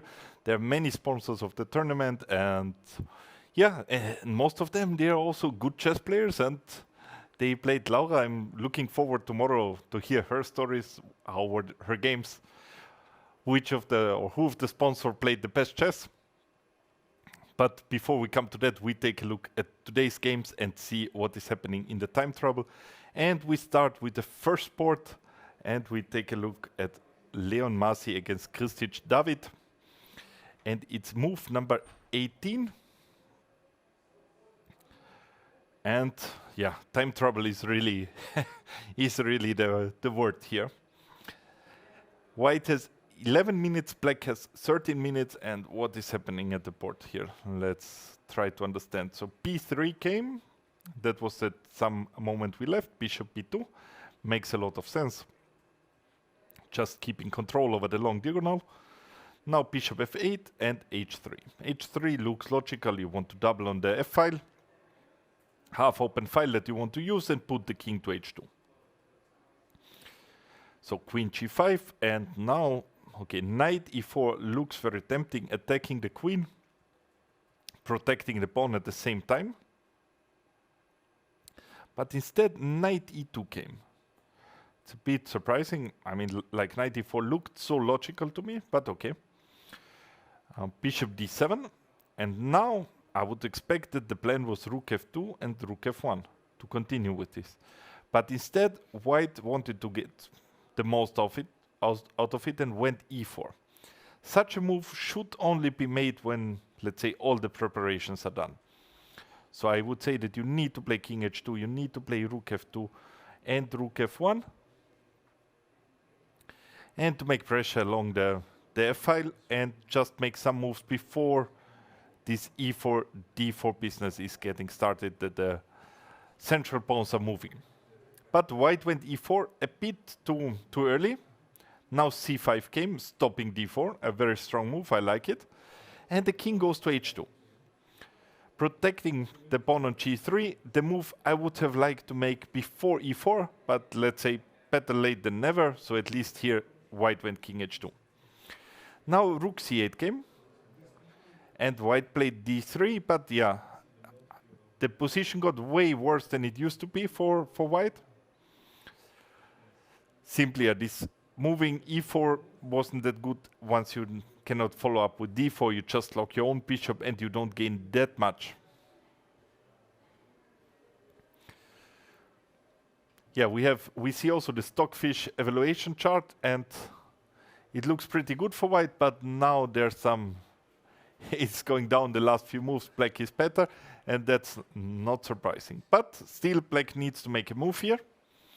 And black is definitely, I mean, it's spending some time. Time is getting low, 10 minutes left. Let's see what is happening there. Also from the, what can we see from the camera view? Like, how are the players looking? My guess would be, yeah. White doesn't look too happy. He's in thoughts. Now he knows somehow, almost as he would know that we're looking at him. And black, is he confident? He looks confident. Yeah, here definitely black has better chances, but many things can still happen. On the third board, I also see that time trouble is the issue. And here we left in move number 10, knight h5 came. b4, attacking the queen. The queen went back to c7. And yeah, protecting the pawn on e5. That makes some sense. White went d5. I would assume that knight df6 makes a lot of sense. Maybe we're attacking e4, maybe we're attacking d5. Now black took on g3. HT3 and C5. C5 I don't like that much because with the pair of bishops, black shouldn't aim to play a move like C5 to close the position, but to open it up. Because with the bishop pair, you should aim for an open position, and that could be done probably the best way by going knight f6 here. And yeah, keeping the option to open the position, maybe finish development, going bishop d7 or rook c8 here. That would work there too. But instead c5 came, now rook b1 and a6. Rook b2, just let's go briefly go on, come to the crucial position, and a4. So white is opening the queen side, and this bishop on e7 is not a great piece. This bishop on e7 looks rather weak. And we take on b4, rook takes b4, queen c5. It's move 17 here. And yeah, we see at this moment it was a huge time led for white. It's 30 minutes more for white than for black. Rook b1, making pressure against the b5 pawn. Knight b6 now takes on b5, and black is sort of forced to sacrifice a pawn. Yeah? The pressure was mounting up. Now you cannot keep the pawn, and black was ready to sacrifice it with the idea to keep the position closed, and a nice move, knight a4. Exchanging the blockading knight. Knight is going to be exchanged, and now rook c4 looks super logical, bringing the rook not to c7 but to c6. And also there's no way that bishop d7 is stopping it, because rook c6 would work anyway. White would happily give up this exchange in order to take d6, bring the bishop to c4, make pressure against the f7 pawn, and yeah, white would have a huge position, huge attacking chances. Instead, white put the rook to a4. It's also a sensible move, attacking the a5 pawn, at least putting pressure on it, but I mean, to put the rook to c6 was just too good not to play it. Black went bishop d8, hoping to bring the bishop to b6, also protecting the a5 pawn further. Queen c3, bishop d7, this move I like to stop queen c6. Knight d2, the idea is that the knight goes to c4. Rook c8, queen b3, and rook c5. So here, definitely black is in some trouble. And yeah, we are in 15 moves till time control.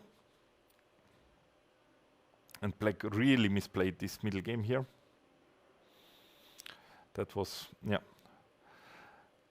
That was a pity how this happened. And yeah, we'll see what is going on.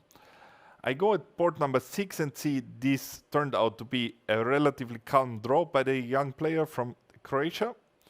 And now the question was here, we left it here, and here he had like a very nice move with d takes e6 followed by queen b6. I showed the lines why this queen sacrifice would work. Unfortunately, black didn't find it. Black went bishop g5, the second best move, but there's a huge difference between the best move in the position and the second best. One was clearly winning, and this one is just equal. And yeah, after this, many pieces got exchanged. It's nice that he didn't go for a repetition, that he tried to play on. Nevertheless, he is 200 points lower rated than his opponent, but he's not intimidated by it, simply has a better position, wants to continue. But after king e7, bishop f5, didn't see that there are too many chances. Yeah, maybe white could continue because white has still the better pawn structure, but it's not much. So yeah, a draw is quite a decent result here, and a draw was also made at board number 8 by Nico Brasnik. There we said it's difficult to create something with all the heavy pieces exchanged on the d-file, and he couldn't find a way to do something and decided to play bishop c6, taking on f4, taking on c6, on b7, take on e3, and it's a symmetrical position with different colored bishops, and therefore they agreed to a draw here. Also very logical to agree to a draw. yeah, he could, after the first round win, he was not able to follow up with any other wins. So the top seed, let's see if he will win in the future games. Let's take a look what is Emma doing against the father of Nico, against Anton Prasnik. And he reached some endgame with the same number of pawns. So let's see what happened there. We saw a moment where white doubled on the d file, increasing the pressure there. Knight g6 came, threatening knight f4, but of course rook d6 is logical, and queen g4, starting some sort of tricks with knight f4. I'm wondering what was her idea after h3 attacking the queen, because knight f4, hg4, I cannot imagine that this could be any good. c6 is hanging, white will be a pawn up, besides still having a lot of other pluses in the position. And Anton played knight d4, also a very sensible move, forcing the trade of queens and keeping all the positional pluses. g3, good move, restricting the knight on g6, taking away both squares, both active squares from the knight. h5, now I would consider going h4, just to stop this counterplay, but he played f4. Also a move that makes some sense, because after ef4, white will take the bishop on f6, gf6, and g takes f4, and later this f6 pawn will fall, and white has a huge advantage here.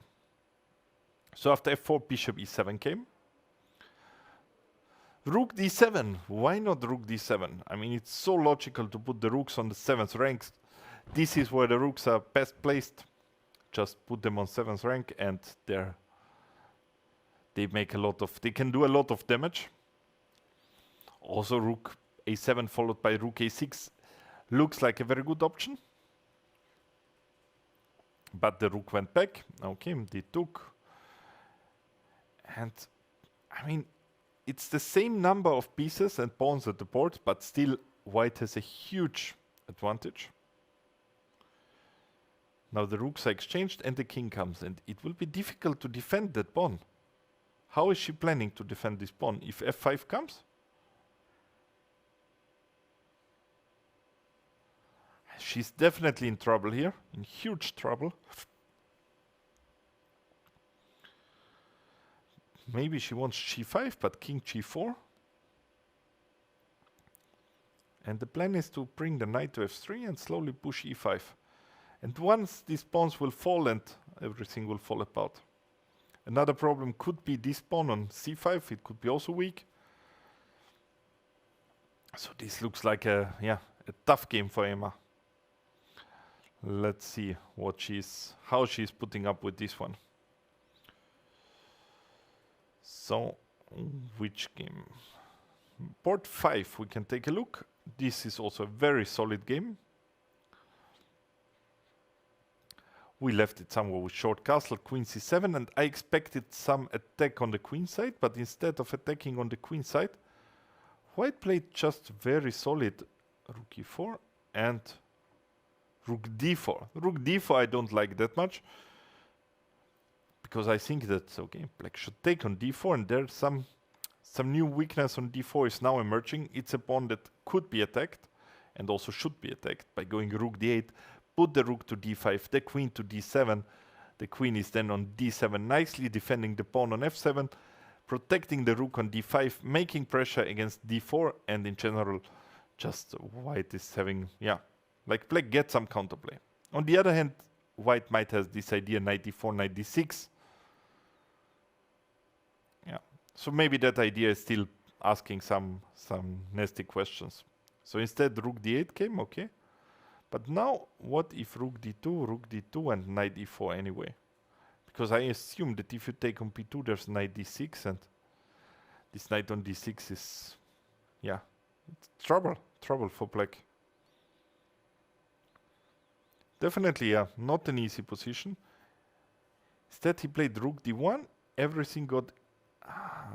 now he's forced to play f4, and what is happening? I mean, still it looks like knight e4, knight d6 could cause some problems. So if queen d7, knight e4. Yeah, knight c4. I mean, even the engine is saying it's okay. It looks like that white still has a nasty pull. What happened on port 4? Keba Alyosha, he's an exchange up here. How did this happen? Ah, this was the Caro-Kann. f6 came, g3, we left it somewhere here. Knight aims for g4 and e5. Knight went back to f8, knight f3, and knight g4, followed by bishop h7, okay, and knight goes to e5. Yeah, here white has definitely a huge plus, and I mean the knight on e5 is strong, but I didn't realize it's also winning the exchange because the rook on f7 cannot move anywhere, because if it goes to f8, there's a fork. If the rook goes to f6, there's one more time a fork between rook and knight. And if the rook goes to f5 instead, then g4 is coming. The rook has no squares. And if the rook goes back to f6, then knight d7 attacking once again the queen on b6, the rook on f8. And yeah, black is losing an exchange. So therefore black decided to give up the exchange immediately. Knight f7, bishop d4, at least grabbing a pawn along the way. And bishop d2. Nice move, because taking on p2 is way too dangerous. Queen p2 runs into rook b1. b7 pawn gets lost with a huge attack. And bishop b2 has similar problems. Rook b1, and now the threat is queen c2. Double attack on p2 and on h7. And once again, black is in huge problems. So black went instead knight f6, bishop c3, exchanging that bishop, and at the same time putting a pawn in the way of the passed pawn on d5. That's a nice thing to do. So queen c7, queen d4, b6, rook e1. I like this move a lot, preparing f5. Rook e8, rook f3, queen c6, and now f5 is working. It wasn't working one move earlier, because if one move earlier f5 comes, then black would play e5, and black gets a perfect center and has fantastic compensation. Instead of this fantastic compensation here, after f5 there's almost no compensation, because if you take on f5, it will be exchanged on e8. I don't know how black is taking with the knight, let's say. Then a rook takes on f5 and knight goes to f6.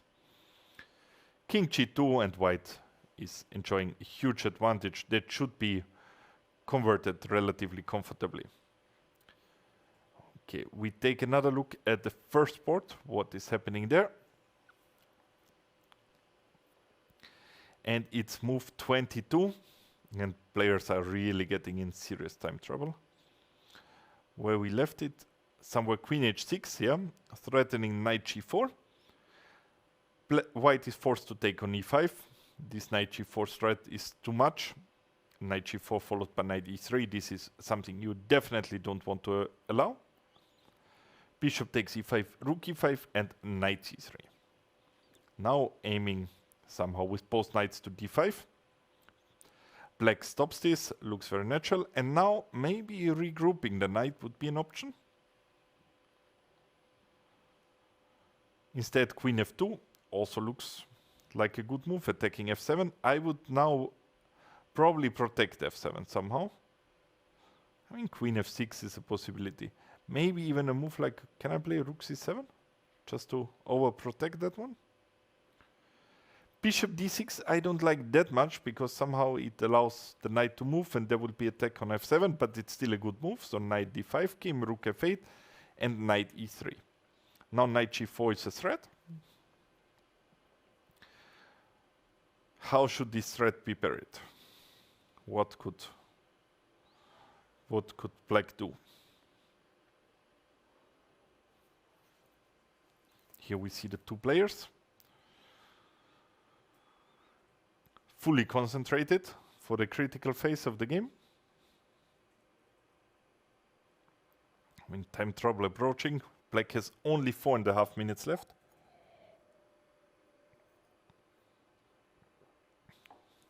And is moving bishop d7. Yeah, nice move, stopping knight g5, knight g4. And okay, black has this advantage of the bishop pair.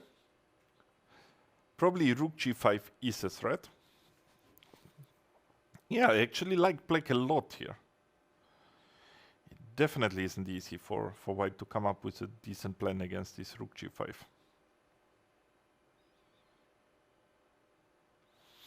I was thinking if it makes sense to go again knight d5, and if rook g5 to play knight f4, stop something here. But I was a bit worried that if I put my knight to d5, that f5 would come one day. That I also should stop this one.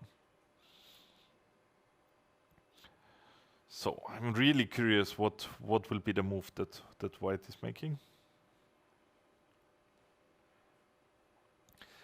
And I'm not so sure if Leon is winning the game, then he will be the sole leader, I guess. Because then he would be the only player with, what, 4.5? 4.5? He only made one draw? Is it possible, yeah? I need to see that one. If he's really if he has 4.5 points. Could be.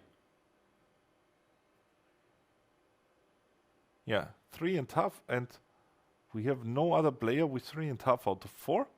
So yeah, Leon would be the only one with 3.5. And yeah, there are some players, but also not that many who still have a chance to go on 4 out of 5. So we have Sanas with 4 out of 5. Then Leon Masi has a chance to go on 4.5. And then some more players to get that 4 out of 5. That would be a huge win for him and put him like in a very good position, yeah, like being in the lead, in the sole lead, and having defeated the direct run-up, the direct concurrent, and not fearing this match anymore, would be a big thing. But okay, so what happened? Knight f5 happened. Knight f5, the best move according to Engine. But okay, what if bishop f5, e5, and rook e3? Attacking the g3 and attacking the d3 pawn. It looks like black is winning a pawn here, doesn't it?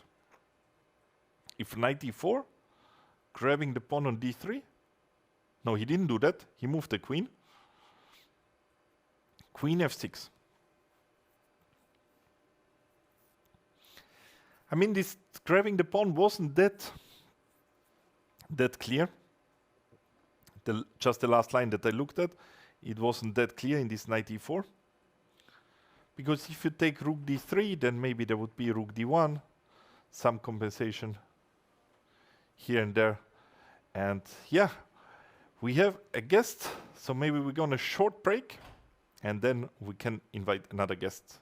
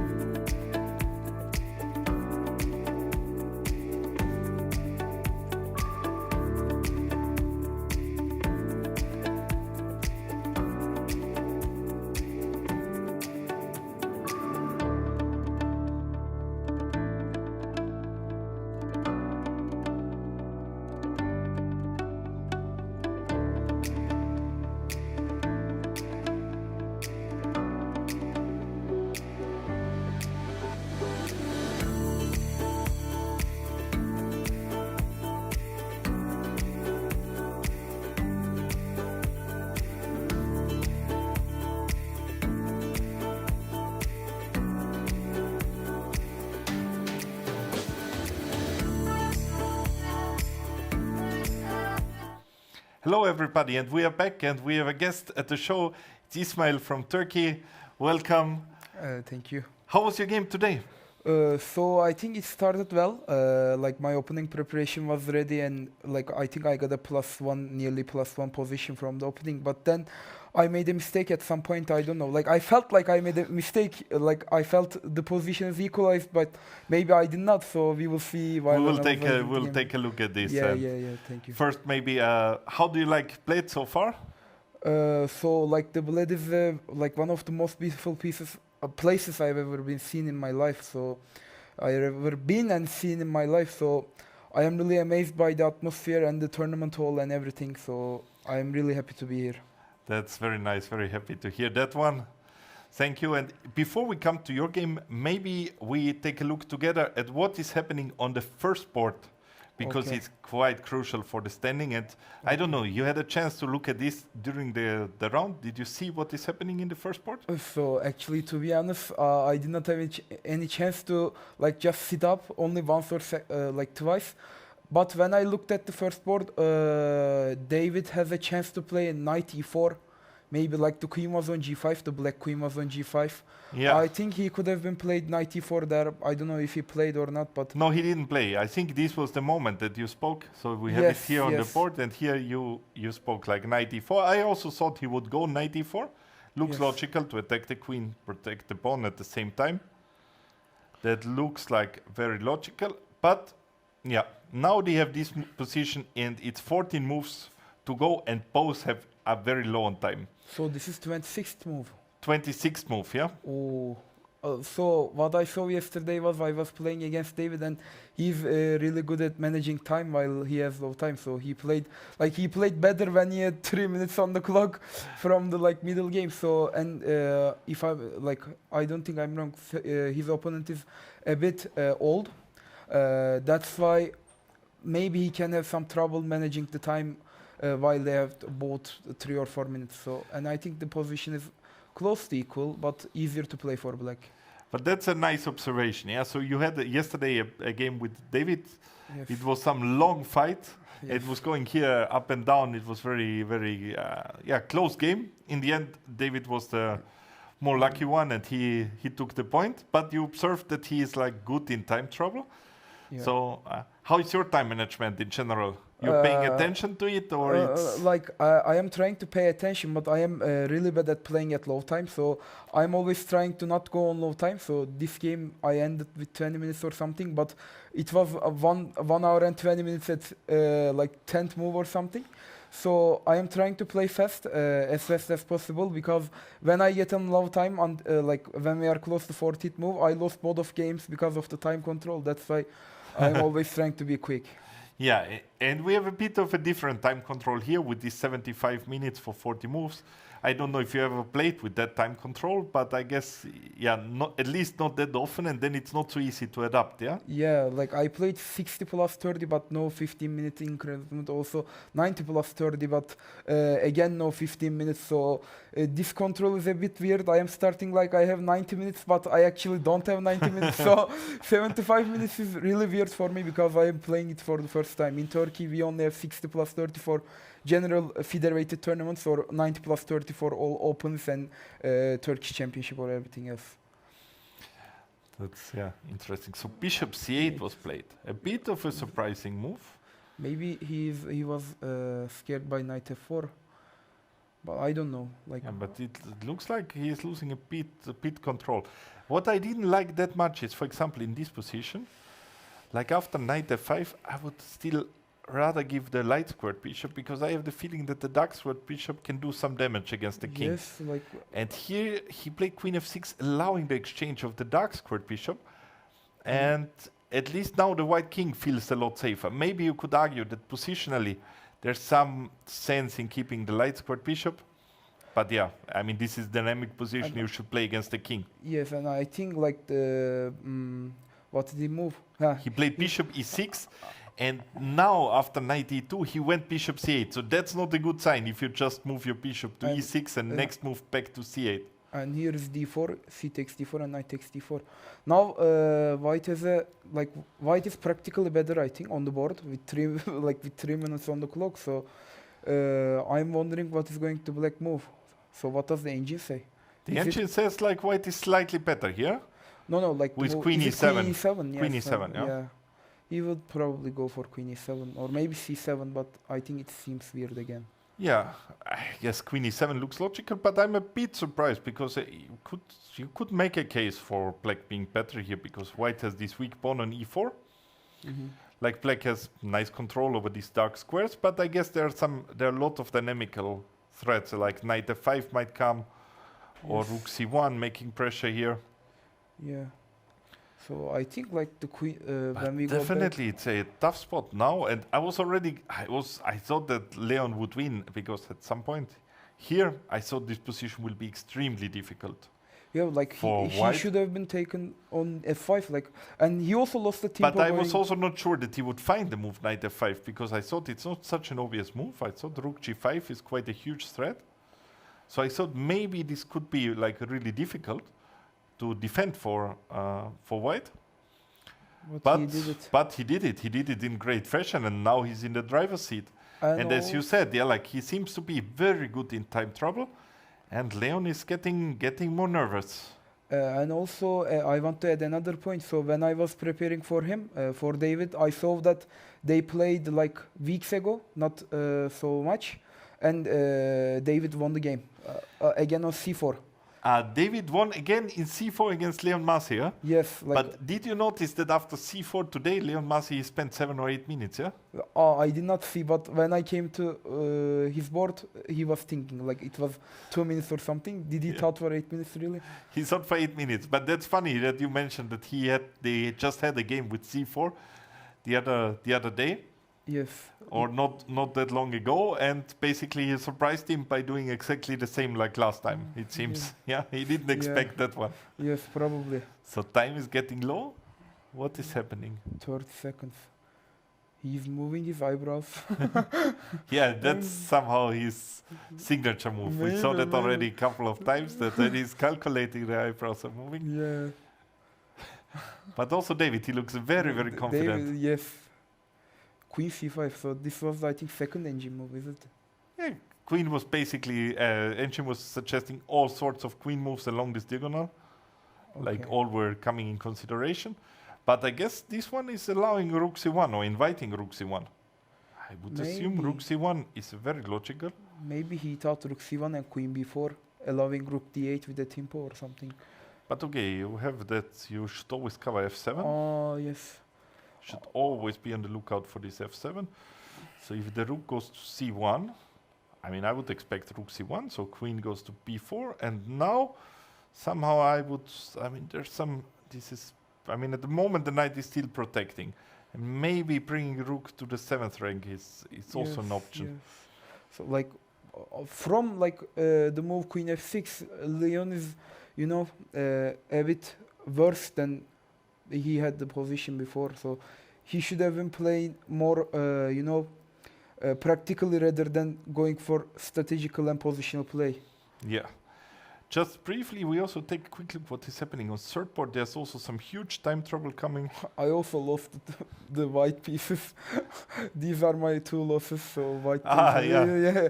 David and So you're cheering for them for your Pujols, or you're rooting against them? Yes, probably they will play in the first board tomorrow if the games end like this, and I will laugh at it. So I think the opening on this game was weird. So I was expecting an e4 earlier, but he did not push. Yeah, that opening we took a look, but Black spent a lot of time and went into time trouble, and at some point had to pay the price for this time trouble. And yeah, here he slowly everything is collapsing, taking all the pawns. Yeah, this looks very bad. Now he's a piece down. Yesterday he made some jokes like he had this piece up, and he quoted some player who said that he prefers to play rook end games with an extra piece. So maybe he will today. It could happen the other way around, that he will have this rook end game with piece down. Yeah. They say never talk big. So No, I mean he was quoting. It was not like he didn't say that. He said yeah. somebody said this, and Oh, he has 7 minutes and 30 seconds. So I don't think this will like continue so much. Okay, at Which the move moment they're there's in? a threat rook g6. They are at move 34. Move 34. Maybe queen d7, rook a7, and then... Oh no, not rook a7, there's bishop on f2, but queen d7 is logical, maybe queen to a3 is also logical, queen to b4 is logical. Queen to what? Here, queen e3. It's not. No, b4, I meant b4. Ah, Queen to b4. queen to b4. Yeah, queen to b4 makes Oh, what? Queen did we- d8. We are mated. No, we are too far away there. Okay, I missed that. Yeah. So No, you he need to should be make careful. counterplay. Maybe queen d7. Yeah, queen d7. Attacking f7, sidestepping rook yes, g6. Yes, I told. But yes. it can go wrong quickly. Okay. But we expect that Gotham will do well here. He played such a nice game till now. Also good time management. Always had some time left, and now we see what is David doing. David is thinking. That's a bit surprising. Oh, he will. Well, he why hold he's going to exchange the queens? No, he moved the knight. on. Oh, it's a draw. now.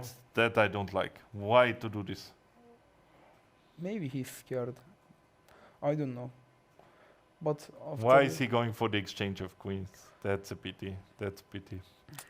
he will directly take on f2 or maybe f5. F2. Yeah, I think now taking on f2, and the problem is it's playing for a draw like this, it can lead to some trouble. Because bishop d7, bishop c6, making pressure here. It's not such a comfortable thing, yeah? Okay, that's what they did. They took on f2 quickly, I guess. Will we see a bishop d7? Yeah, I'm pretty sure bishop d7 would come. Maybe knight d6. Oh, why is he getting up? He does this all the time. Yesterday he also did it. In time trouble, yeah? He gets up. I don't know. I don't You see understand. bishop d7. Yes. Nice camera angle. And bishop d7 came. Just put it here. We are watching the bishop now. Yeah. We are like nice camera angle on the bishop. But I guess, yeah, in that time trouble somehow, yeah, faded out quickly. So maybe it's a good time to see your game. Yes. So now, what can you tell us about your opponent? How was your preparation So for I him? saw him playing a Sicilian Khan variation from like 1990s. I found his game on like 1991 or something. He played Sicilian Khan and he continued that variation for 35 years. So I saw that and I managed to prepare to that. There was Anish Giris, I think. Yes, I used his file to prepare like His after course, yeah? C4. Yeah, his course and after 1991. What is your age? When? like I born in 2009. So 2009. Yeah, so it's like, yeah. So you Older will than be my 17 age. this year, so it's more than double your age, yeah? Yes. Nice. So, Okay, so Sicilian Khan came, yes, D4. and he has experience of a lifetime, Yes. one can easily say, yeah, with the Sicilian Yeah. Khan. And you chose c4. Okay, Yes. knight f6, knight c3, queen c7, and you're following the course of Anish Giri. You will tell us how long you were in the prep. So after f4, like this is a new move from Anish Girin. Normally they don't have this. Instead they are going bishop e3, f3, and then continue to play positionally after b4, bishop d3, and no, maybe bishop e2, and then rook c1. Maybe planning to put some pressure on the pawn on b6. But I choose the line with f4. Just to also put the pieces like what you said, Yes. to give a bit of a, because if knight comes to d7, let's say here some rook c1, and later maybe a4, e5, knight b3, knight a5, or b4, that is, let's say, the established old plan. I also had some games with this plan, but f4 is an interesting plan. So another point I'm playing f4 was I saw him like I thought probably instead of f4 he saw the other position for like 1,000 times in his life probably. He would know it better than me. And after f4, what I saw in his games before was when like he thinks so much in some moves, and I thought if I can get him to a position that he doesn't know. Maybe he can think too much, and in Zeit not like with low time he always blunders and loses with low time.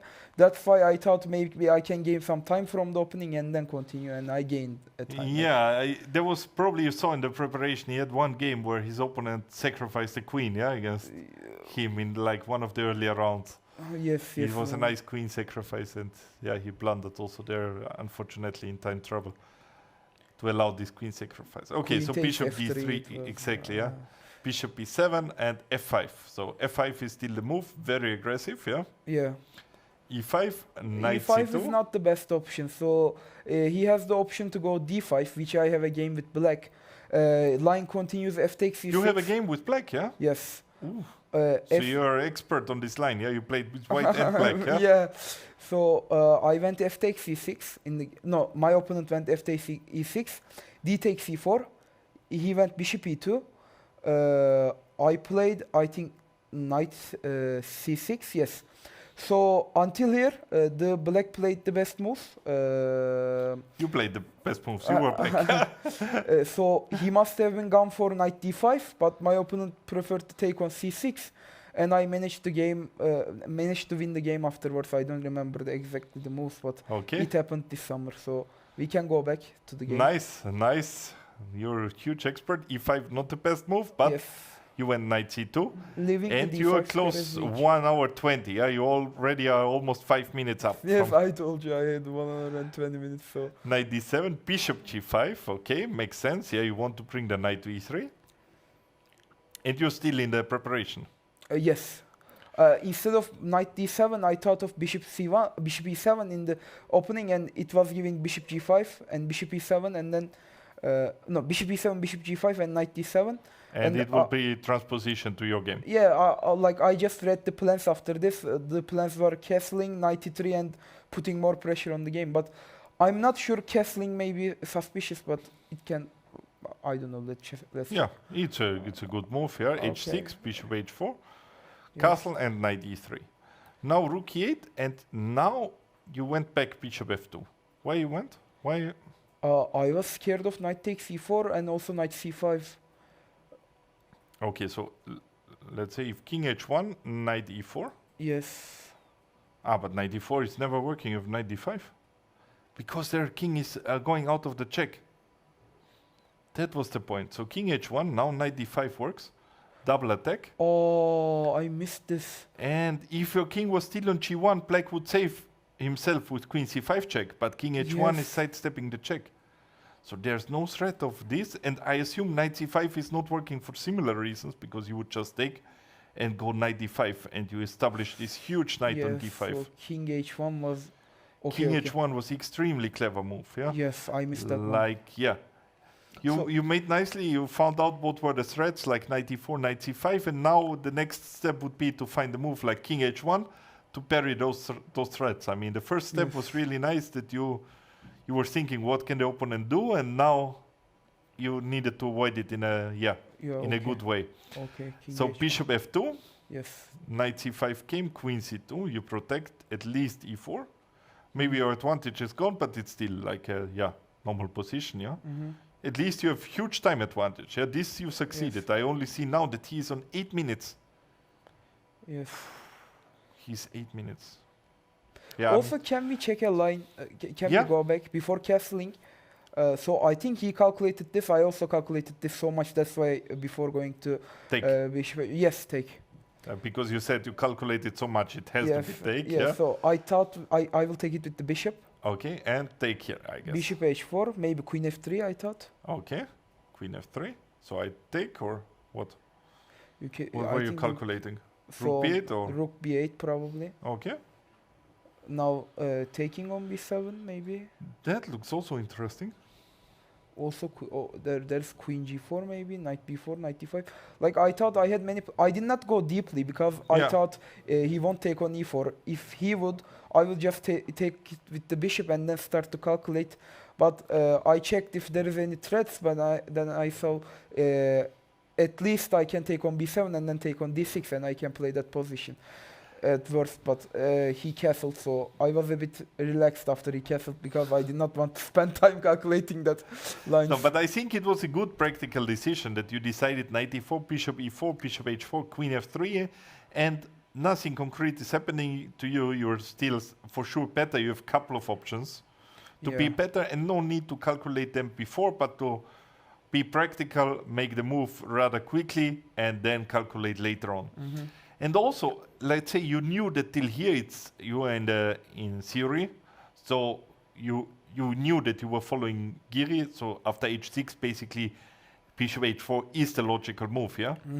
So it should still be good for you. Maybe I thought of taking the f6, but I thought it is unnecessary for now because the black squares will weaken much more, and maybe he could have some counterplay on black squares, I thought. Yeah, I agree. I like bishop h4 also more. I think it was a good move. Okay, so You bishop spent f2 some is a good. mistake. I mean, you spent a lot of time, but you made a good decision. That Yeah. was smart. So bishop f2. This one we spoke already. This I don't like Yes. that much. That's nice. The queen c2 is But on the middle. opponent is already in time trouble, and time is a huge factor.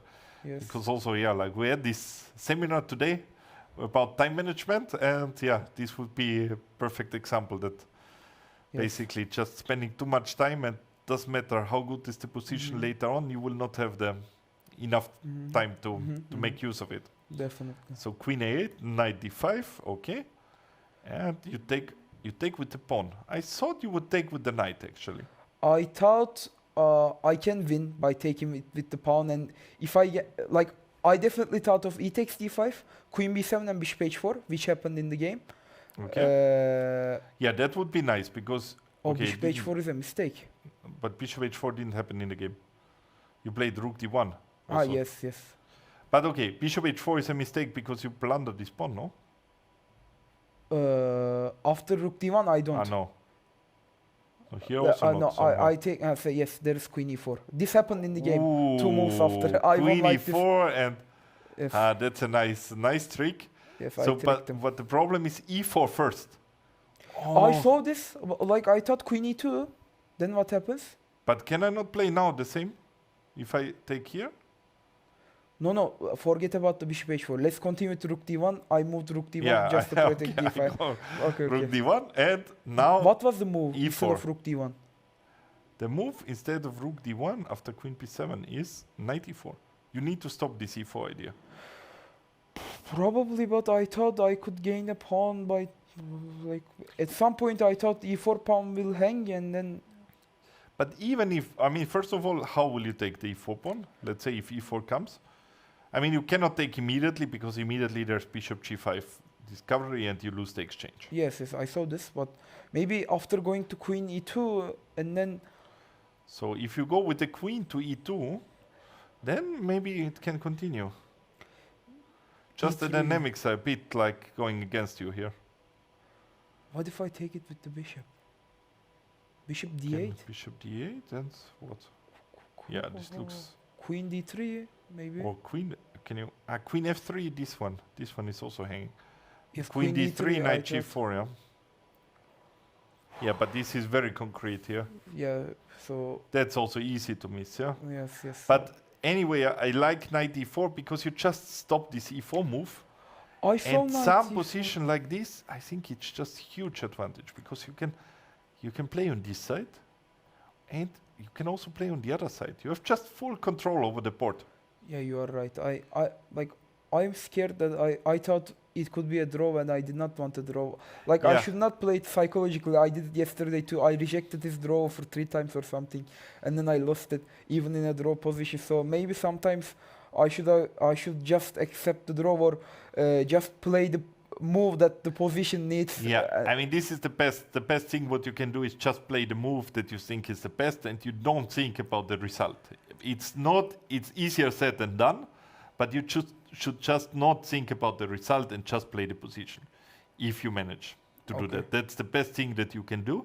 And in general, also, like, if you're playing for win, I mean, it's important to have this, you play by attitude, but you don't reject, like, let's say, drawish moves.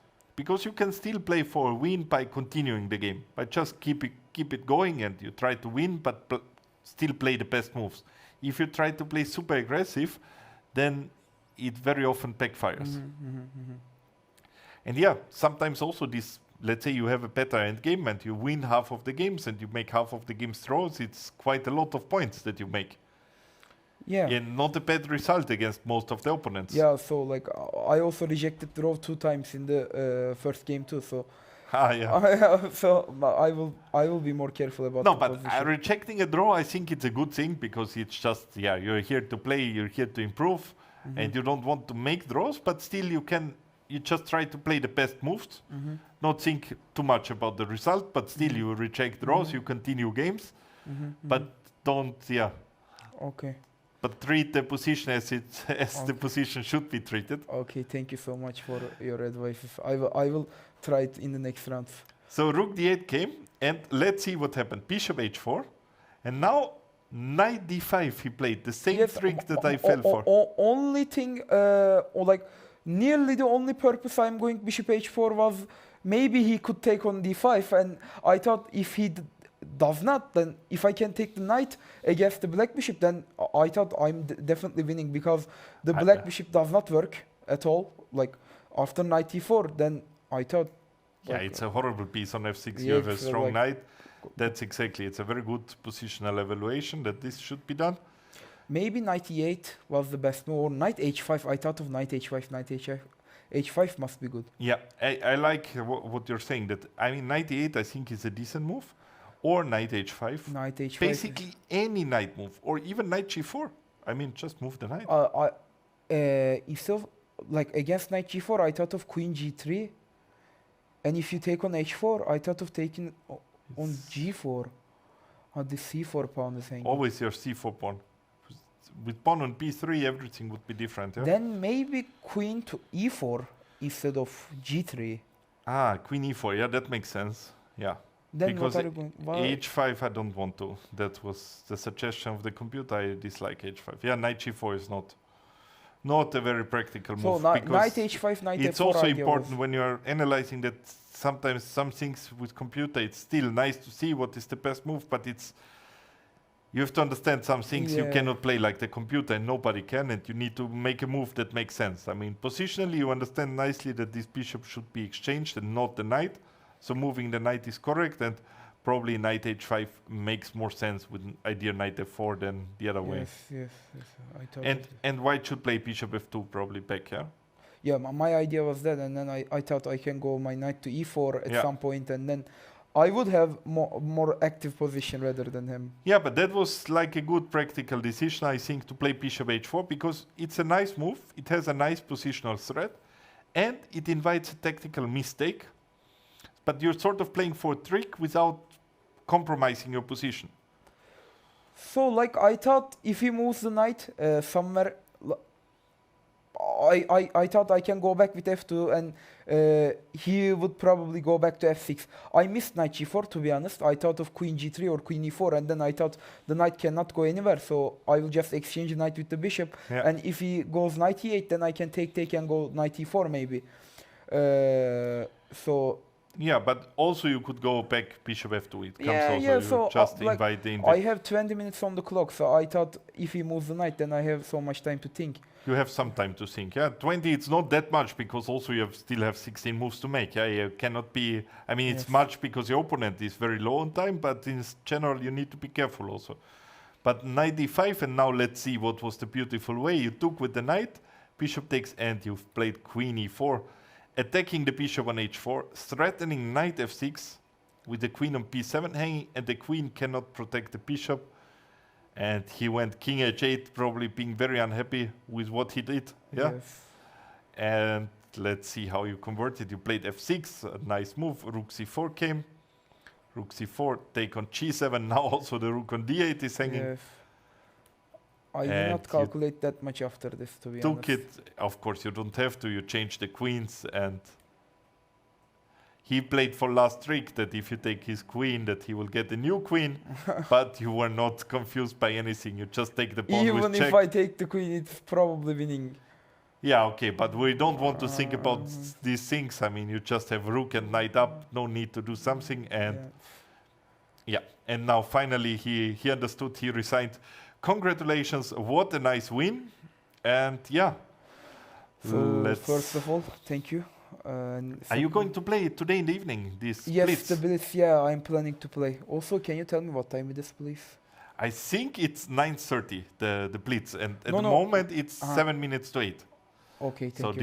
these two things, you know. Uh-huh. Thank you for coming over. Thank you for analyzing with us this game on first board and sharing your insights on the player and on your game. Congratulations. Good luck for the rest of the tournament. Thank you so much. Thank you so Hope much. to have you here another time, and I wish I'm you a hoping- good time in Bled. You too. Have a nice evening, and thank you for inviting me here. Thank you.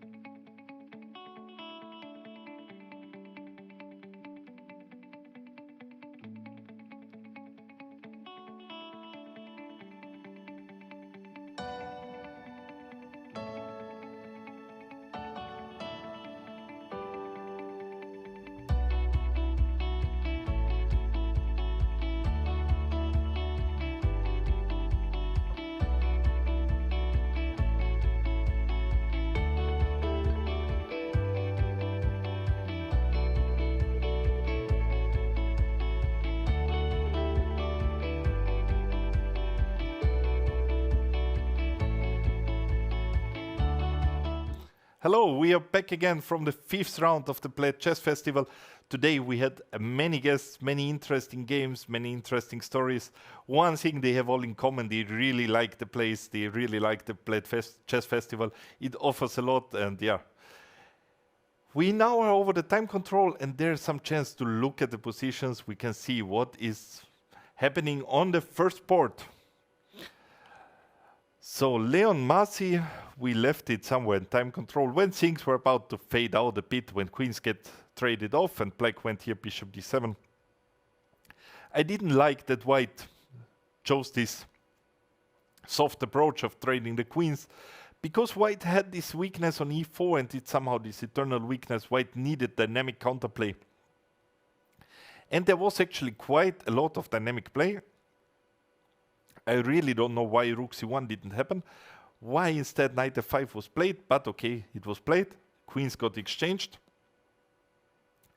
And it put the experienced international master Leon Massi back into the driver's seat. And we see he's not interested in repeating moves. He wants to continue for good reason. He has the better structure. And we have this position. Okay, black's rooks are extremely active. Black has nice control over the square e5 in front of the pawn. Black also has the better light squared bishop because the white bishop is looking into these pawns.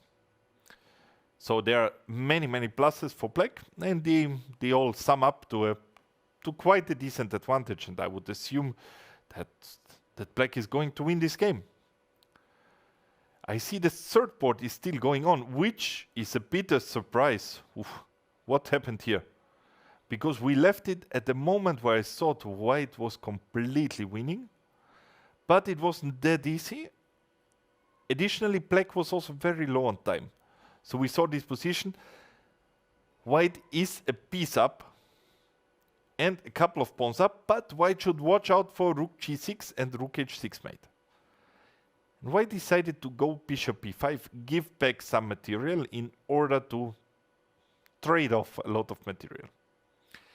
And white expected probably queen e8 and thought knight c6 and goodbye, because rook b8 and the queen, he's in huge danger. King h7 doesn't help much because rook b7 would happen, rook b8 would happen anyway.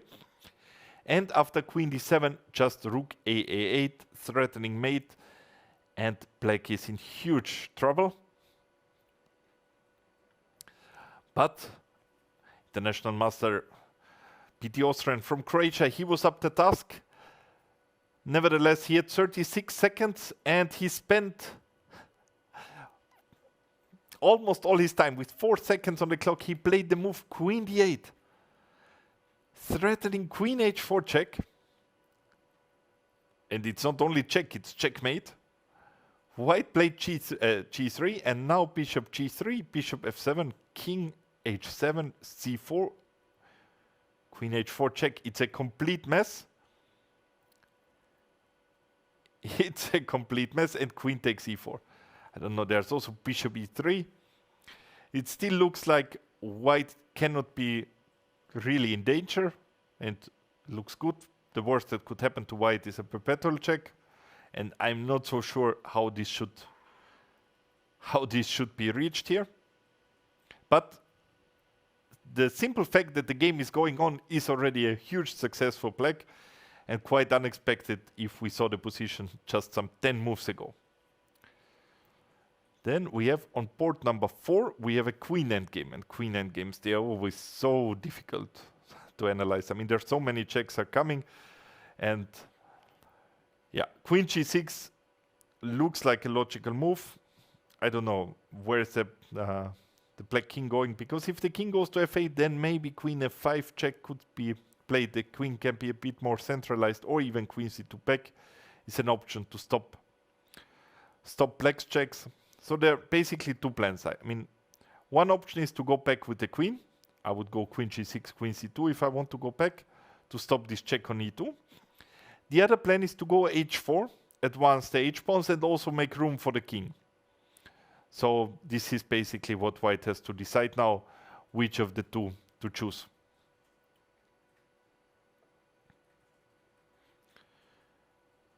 Then we have Adam. Adam is still playing. He is having many, many long games, making the most of his time here to play very long games. Makes sense if you have such a long travel from Canada to also play some long games here.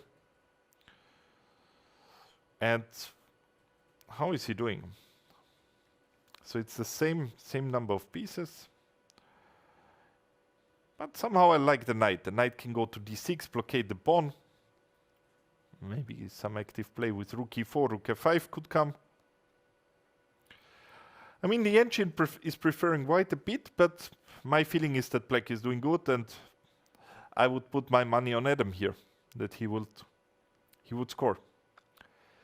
Then I'm very much interested what happened in the game of the experienced FIDE master Brasnik Anton against the young talent Emma Jaksa, and what's happening here. It's some bishop endgame, and white is a nice pawn up, and white is using this pawn to lure black's king away. Nice move, h7, king g7 is forced, and now the white king can enter the position and grab a lot of pawns. And it looks like a nice win by Brasnik Anton. Brilliant game. Yeah, he nicely outplayed her. Very, very strong game by him. And on the lower boards, almost everything is finished with some results with very little draws. And we can go back on the first boards to see what is happening here. So there, what was there? No, something is wrong. There was some problem with the live transmission. I mean, rook d2 was not played. That's clear. Rook f2 most likely was played. If anything, then the rooks were exchanged here. I expect this will be very soon will be fixed. That we have the correct position, and maybe this is the most interesting game that is remaining. Player Gotham from India, and this, yeah, maybe we can have him on the show in the next few days. At some point, also speak a bit to him. Yeah, that's also very interesting about the tournament. I mean, players from all over the world, and yeah, and everybody has their stories, some interesting insights. And it's fun to hear this and to see the enthusiasm from all the players. Yeah. What's happening with this game? Because slowly I didn't like king e2, because now the queen could come from the other side in connection with the pawn on e4. Is there a repetition of moves happening? It could happen that there's a repetition. So, in the meantime, yeah, the first board got fixed. That's very nice. We see how fast is our technical team. And h6, a nice move, preparing g5. Fixing another pawn on the light squares. That's really a classy move, this h6. It looks like a small move, but it really shows the class. You want g5, you want to fix this pawn, and later these pawns can be attacked. That's definitely a good thing, and yeah, it's a really, really tough defense ahead for white. And in the meantime, is this game going for a draw? They repeated once. I imagine queen d4 could happen again. Will be interesting to see if white is happy with a draw, if black is happy with a draw, what is going on.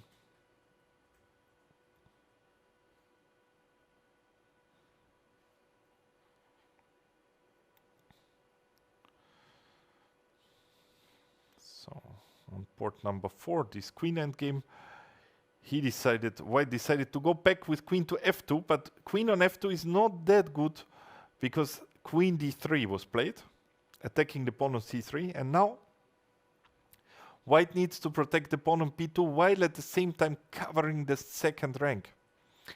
And the only move to do this is queen p2, and now the queen on p2 is really out of play. Yesterday we had this concept, I think, with talking to the pieces, and yeah, if you talk to the queen on p2, this queen will not tell you any nice stories. Will be quite sad to be so much on the side, to be simply not part of the game.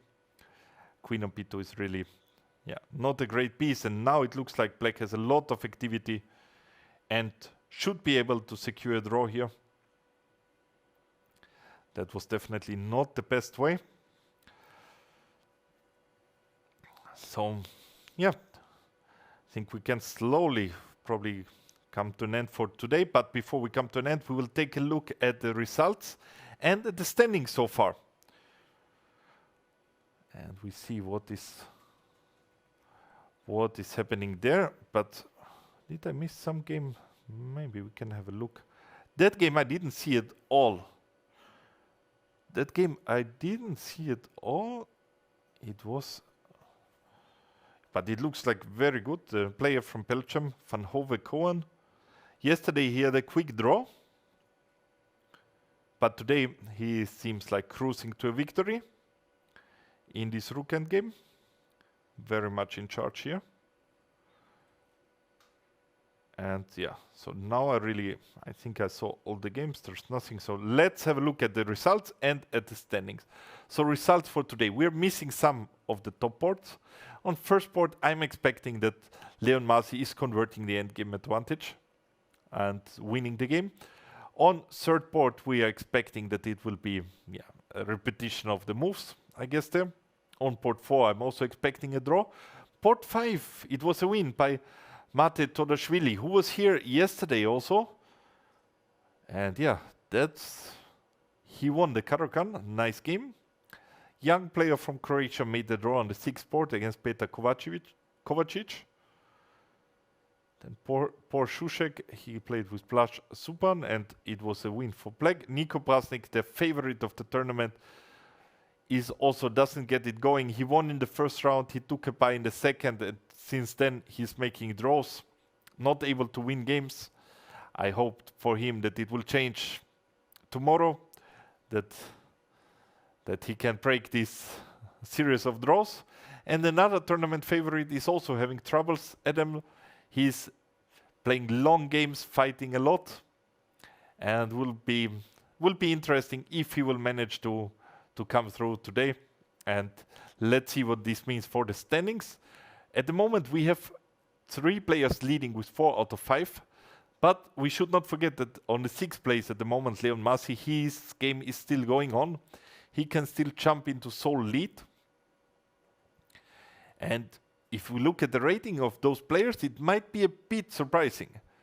Because we have like Blaž Supan, he is 1767 and he's 4 out of 5. A fantastic tournament that far.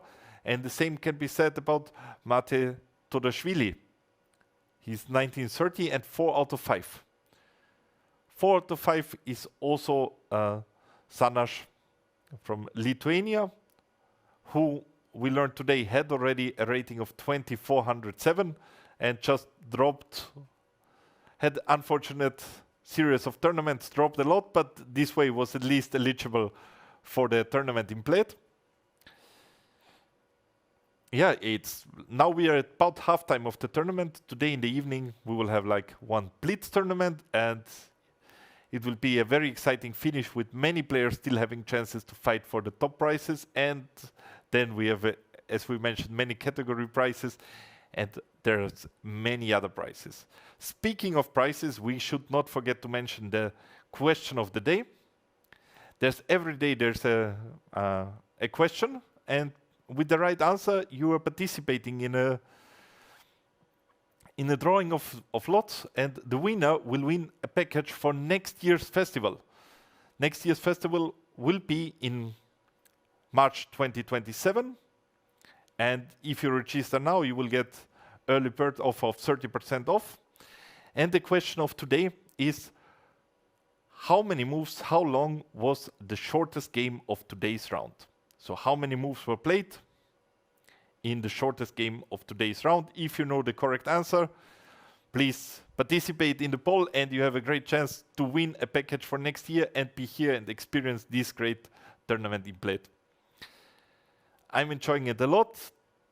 We'll end the stream very, very soon because there's still a lot of things tonight. We have the Grandmasters evening, we have the Blitz tournaments.